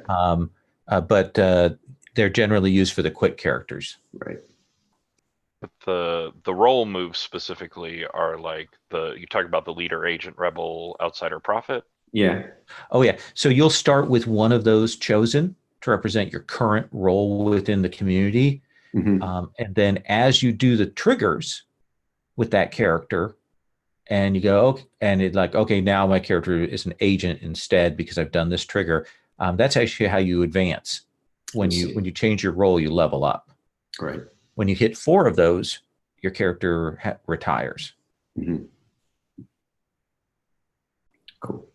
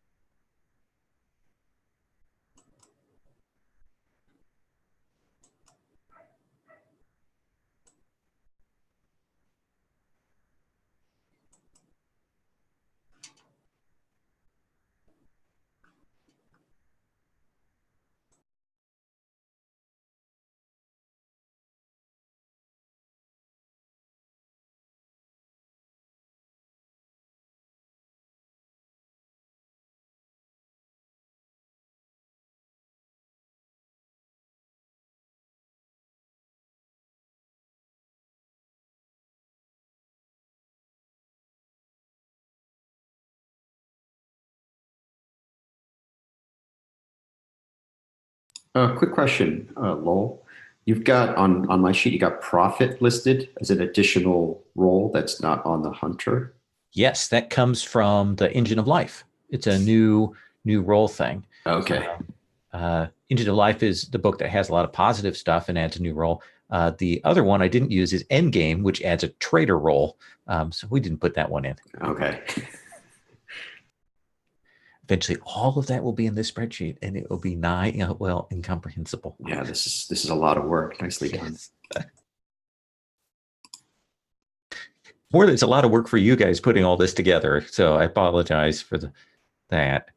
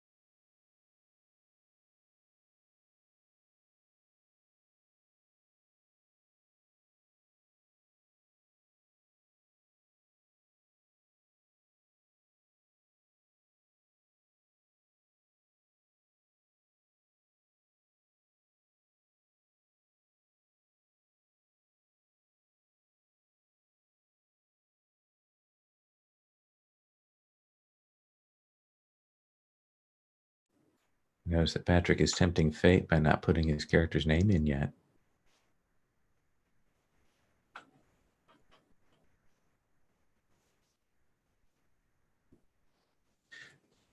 We have a player in our face-to-face group who is legendary for his inability to choose a name.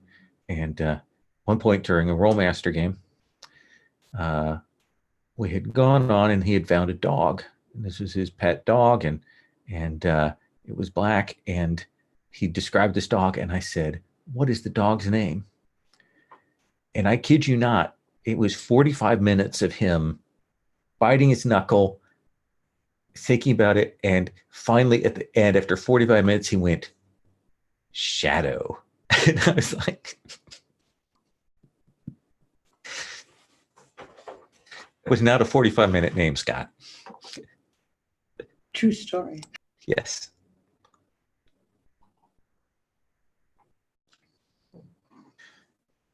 Other thing I'll tell you is we have another player in that same group who, if you give him 2 or 3 choices for what like character class or role, like everybody else chooses, if you give him 2 or 3 choices, he will take an hour. He will go, okay, I think, and then he'll pick up the other sheets and look at them, which would make this game insane. Oh yeah, this would be a 2 to 3 session character and world creation. Oh, absolutely.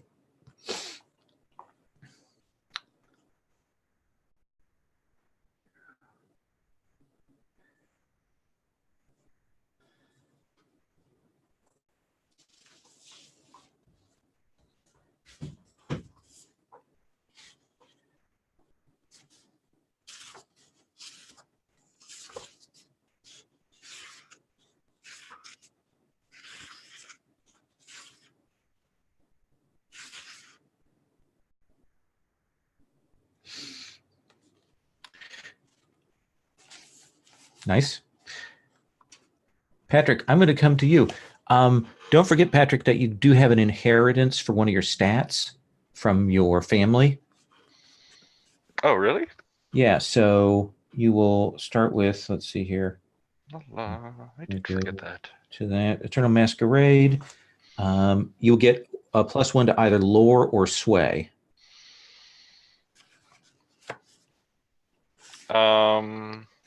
Go with lore. Thanks, Okay. nice even up there.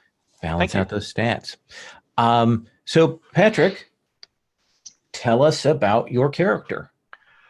So my character is Kanta Silvertongue, they, them, in the sense that it's unclear. Kanta is one of the highest ranked storytellers in the Silvertongues.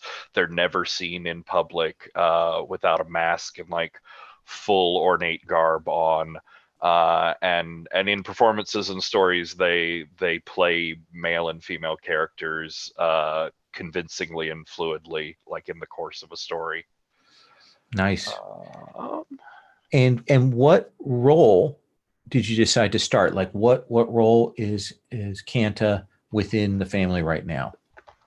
So I went with Prophet, which is when you learn of a new discovery, share what you hope or fear it will bring, describe a radical extension of this discovery that will capture the homeland's imaginations for generations to come, or else describe an application they will fear and mistrust for just as long. What do you think that discovery is? So I think Kanta has discovered a place, because we have this like need for artisans, these new things. So I think they've discovered a place that they're convinced through whatever lore or rumors or things they've seen there. They're convinced that this is the place where these fabrics, these like psychically woven fabrics, were first made from, like a factory. I think it's not a factory, but like an enchanting factory, whatever you call a magic mill, A crucible of some kind. Yeah, like that. Excellent. And when everyone else is describing the thing, I'll have you put that crucible on the map. So this discovery that's going to capture people's imaginations. I'm going with that one. Is this idea that everyone could wear this clothing. It's fancy. It's magically resilient, and it's sort of like a hypercolor mood ring as an outfit. Oh, okay. So it's like empathetically reactive to whoever's wearing it, and it just makes it turns your emotions and your state of mind into fashion in just like a really fascinating way. Interesting. Your gear bonus, when you tool up, you add 1 to a companion's quality and give them a specialty. That's pretty nice. Yeah. So I have really good sages. What did you take for your moves? So the first one I went, I'm very much leaning into that alliance with the spears. So I took Pliny's bestiary, whatever, which is when you describe rumors, half-truths, and distant observations of an elusive creature or phenomenon, I get to list 3 facts that are or rumors that I think I know about it. The GM will secretly pick one of those to be false. Oh no. Oh no. So everybody that hears the story gets fleeting advantage when they act on the true lore, and fleeting disadvantage when they act on the false one. So that'll be a fun thing of like, I'm acting on this piece, and then we find out if it was true or not. Womp womp.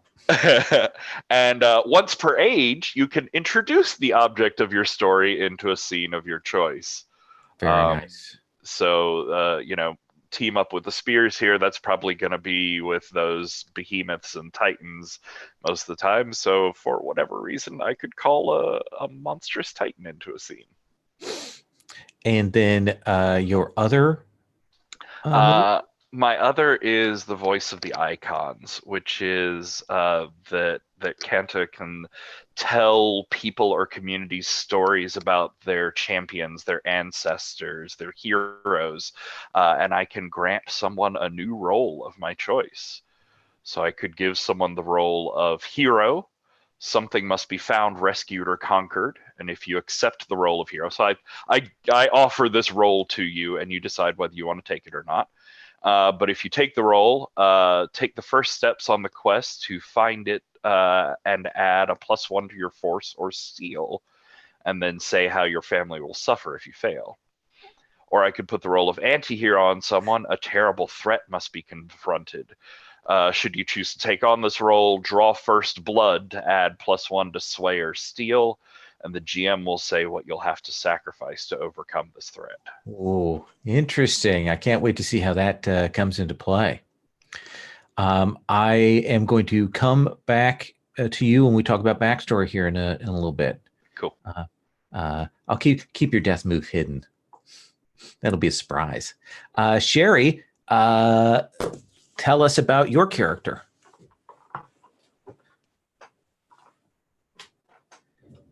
Muted. Take a drink. Her name is Selvo. She, her. She's a seeker. I have a picture of her. She's got a big hammer. Like that about a person. A big hammer. So let's see here. Her backstory is that she was born to the spears. And ever since she was a little kid, she is super curious, and she kind of has a feel for magic. She doesn't wield magic herself, but she finds things that are magic. And she kind of has a nose for it. So she's always had a knack for finding those bits and pieces that are needed to create a magical weapon, and she also has found magical weapons and magical armor and those sorts of things on occasion. And so she just kind of has this thing of ferreting things out. So when her family is not called to a behemoth, she's usually wandering on her own looking for those things. Awesome. And tell me, what role is your character starting as? Agent. Agent? Yep. So and that's tell us what that ordinary. means.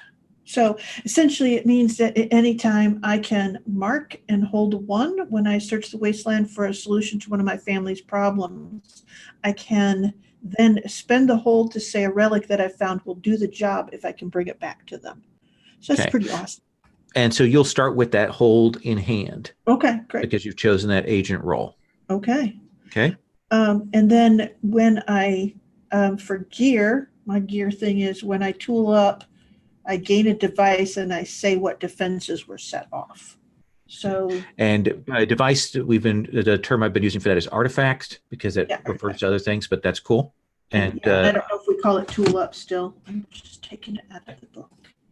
So find an artifact. Do that now. Okay. So my move is experimental magic weapon. So I have chunks of scavenged magic bound together into a deadly but unstable weapon. It has a ranged area. It's aberrant. It's unreliable. So I can fiercely assault with it. It can go haywire. And then when that happens, it's not fun for anyone. And then I'm still caught. I kind of want to take one of the inheritance moves. And I'm thinking of Titan Grip, which is literally I grab a hold of a behemoth. I have like 3 hold to avoid being hit by it. Yeah, absolutely. Feel free to do that. Okay. Yeah, you can start with that. It's not very powerful, but it's kind of very story-esque. It's very cool. Awesome. That gives a good sense. We'll come back to you to ask you about the backstory questions in a sec. Okay. Robert, tell us about your character. Yeah, so I'm playing as Terminus, he, him pronouns. Look is masculine, angular face, fiery eyes, and a graceful body. The gear move is add 1 quality for a group of followers when you tool up. The role move, I think I'm going to go with agent. Okay. And what does that do? Mark when you infiltrate a group to bring it down. Say someone who trusts you. GM says one who suspects. Okay. So next time when we kind of get some of the NPC groups established, or even a PC group, we'll have you make that choice about that infiltration. And then for moves, I went with social stealth. So when you blend in with a crowd of a dozen or more people, you won't be recognized and will look unremarkable. Oh, nice. And the secret army, when you spend a few days training rebels in an area you don't have any followers, gain followers of 1 quality with 1 specialty, and that can be either spying, rioting, sabotage, or carrying messages.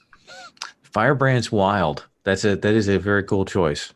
And then I can also spend tech, so I guess that'd be magic, right? To boost the followers' quality 1 for 1. And they won't leave the area, but they'll go back to their lives once the authorities have been overthrown. Excellent. I like that very much. We will come back to you when we talk about backstory. Ari, tell us about your character.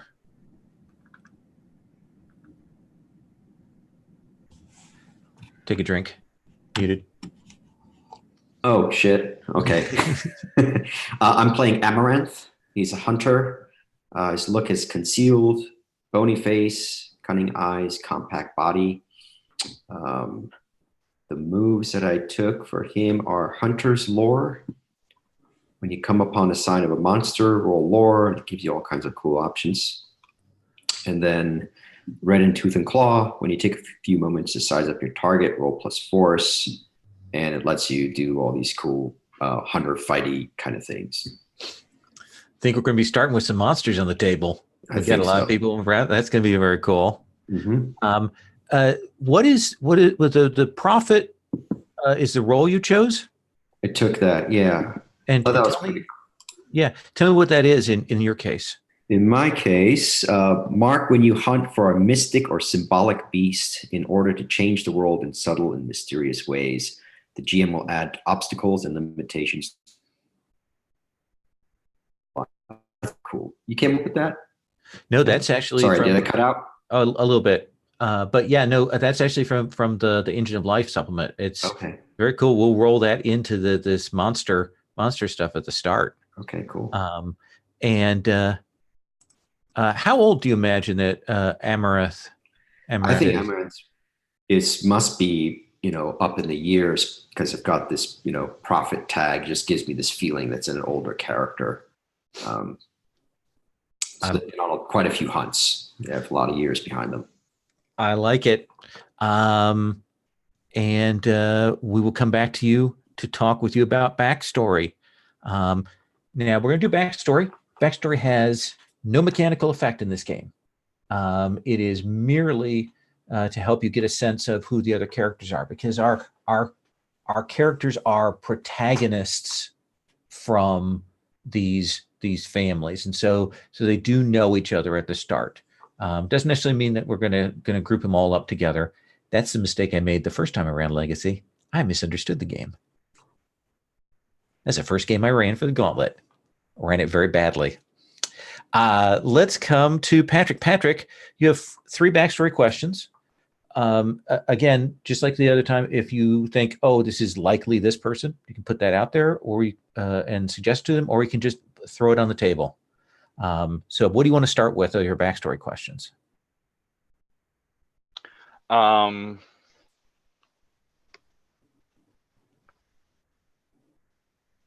So I'll put this out there because I don't know which of these characters might be musically inclined, but Blank's music matches perfectly to my best performances.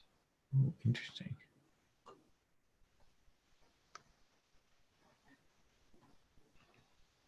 More music?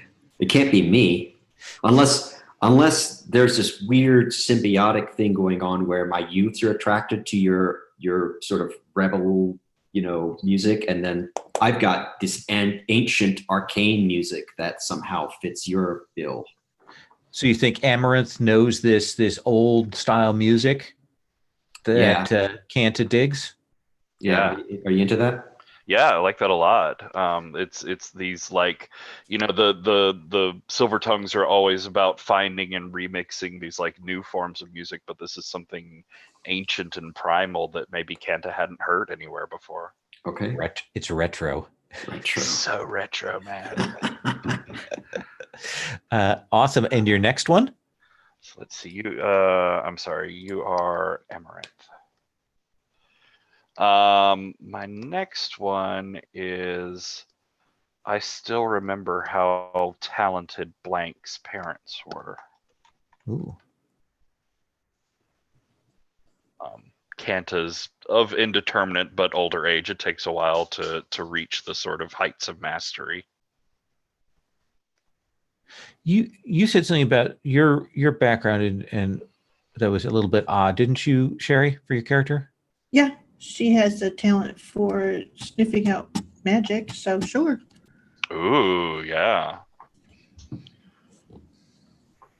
So I remember how talented your parents were at finding these. So I've got this prophet. Maybe it was actually your parents that helped me put together the rumors and stories of this place, which I've come up with a very complicated name for, Psychochromasian Cauldron. Yeah, you're welcome. Thank you, Patrick. You weren't kidding. Thinking my dad called it the hole. But I think there's probably like this wonder in the back of my mind, like, have you inherited those talents? Okay. Oh god, tabs. Why tabs? Why? So are you like Salvo. Aunt Canto to me?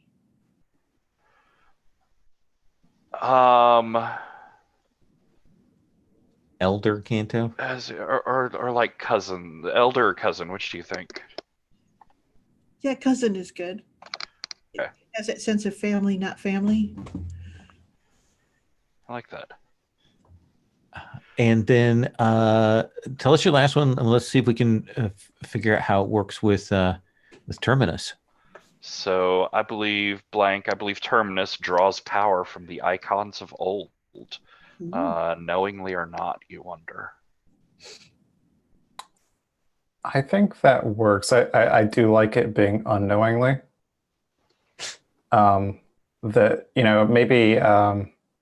maybe we have ways of getting information in the crows that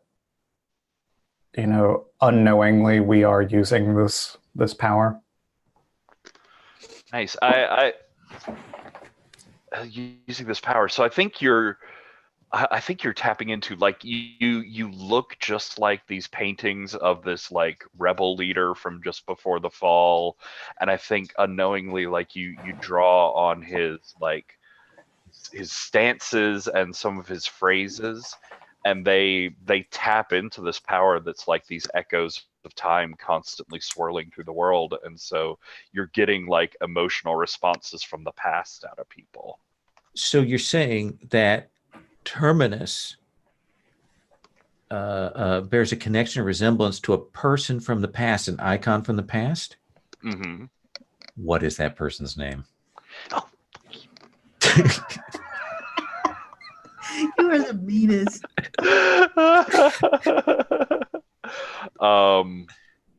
No, computer, stop. Help me. Don't fight against me.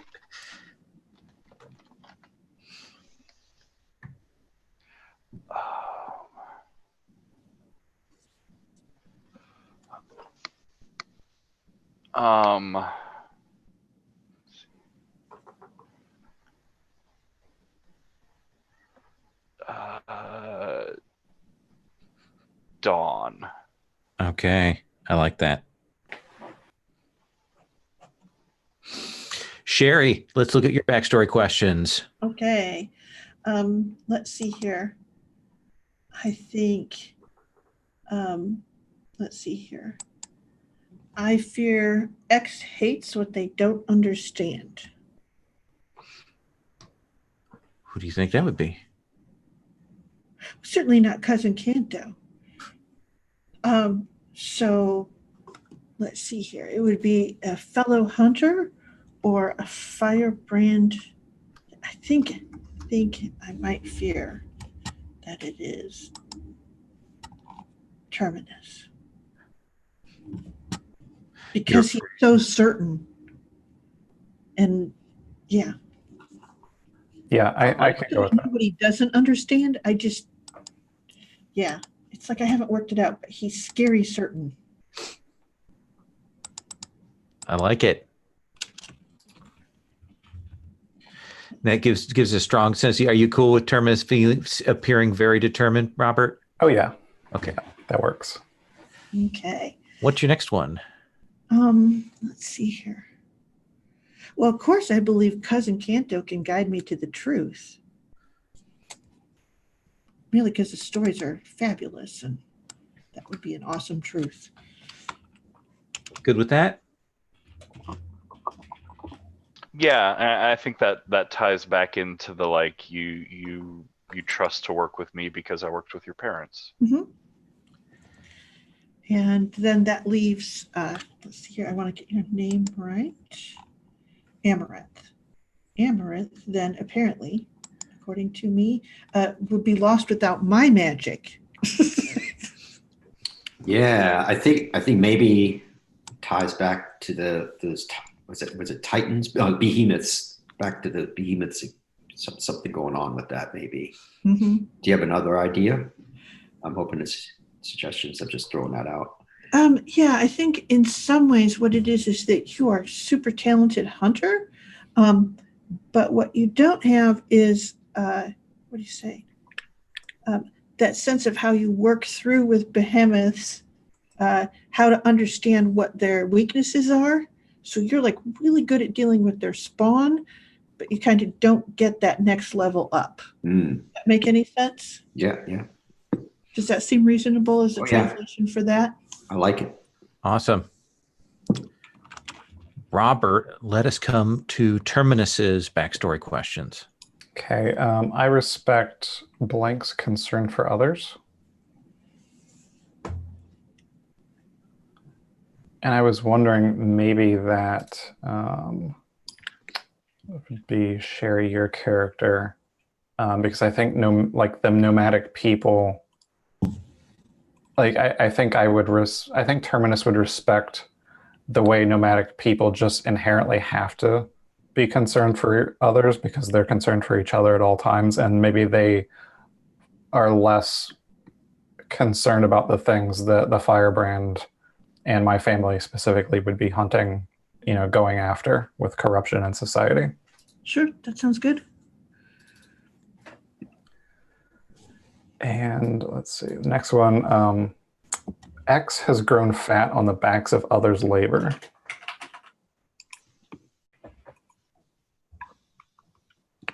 I think that could definitely fit with your family's conception of the Silver Tongues.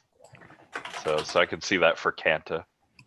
Yeah, I think so too. I mean, yeah, the families especially. And on top of that being the firebrand. And then X can teach me to understand this new world.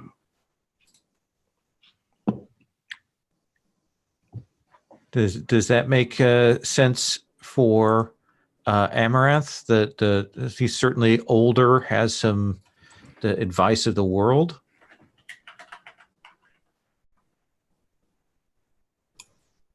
Sorry, was muted again. Yeah, that makes total sense. I think going back to this sort of astrological / astronomical connections, that might be something that we can pull in.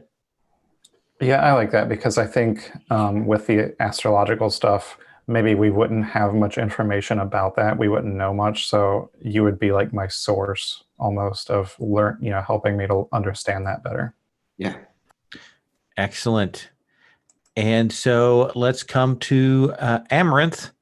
What are yours? Yeah. So the first one, blank has brought me valuable finds before. I think I might have. Yeah. When I find stuff I don't know what it is, you would probably be one of the people I would bring things to. Yeah, that's cool. Nice. Now, when we're saying, is this your just like a technical question about the game? Is this about the character or the family in general that we're talking about? The character. The character. Okay, so this is a salvo. Yeah. All right. And then the next one, blank is doomed without my magic. Doomed. It's pretty heavy stuff. Anybody want to grab that? Doesn't sound particularly enticing, does it? No, but I could see it for Kanta. It's where I talked about that like ephemeral beings attached to fleshy husks. I think Kanta has gone so far in exploring the music of the fall that they're like barely holding on to their corporeal form sometimes. So I think there's some magic or knowledge or artifact that Amaranth had access to that's helping them survive. Right on. Nice. Surprisingly, I learned a lot from. I guess this is you, Robert. Yeah, I think that makes sense because I think we'd almost be using each other, as just sharing information back and forth. Like we both know a lot about very different things, and so maybe I came to you first looking for information, but then in the process you realized that there's a lot I could teach you too. Did our collaboration kick off when you were hired as a mercenary, or was it before that? Yeah, I think probably when we came in as mercenaries. Right on. That's all I got, I think. Excellent. So next time what we're going to do is we're going to start by putting some NPC factions or families on the map. Everybody's going to come up with a name and put one on the map. We'll come back and do that. I might also have you add another piece of geography, forests or rivers or things like that, just to help us get a sense of space and things. We'll do that at the start of the next session. And then we'll roll in. And I suspect we're going to be rolling right into some monster hunting that is on the table. Not saying that the expansion of Monster Hunter World comes out this Friday, but the expansion of Monster Hunter World comes out this Friday, so it will be thematically appropriate. And we'll check in with everybody. I'll get some other things into the sheets in between. And I think that's where we're going to stop. Is everybody cool with that? Any questions? Robert, is it the next session or the session after that you're going to possibly be on a wonky thing? The session after, so on the 15th. Okay. Yeah, I'll be in a Good. hotel. Perfect. So I'm going to go ahead and stop the broadcast.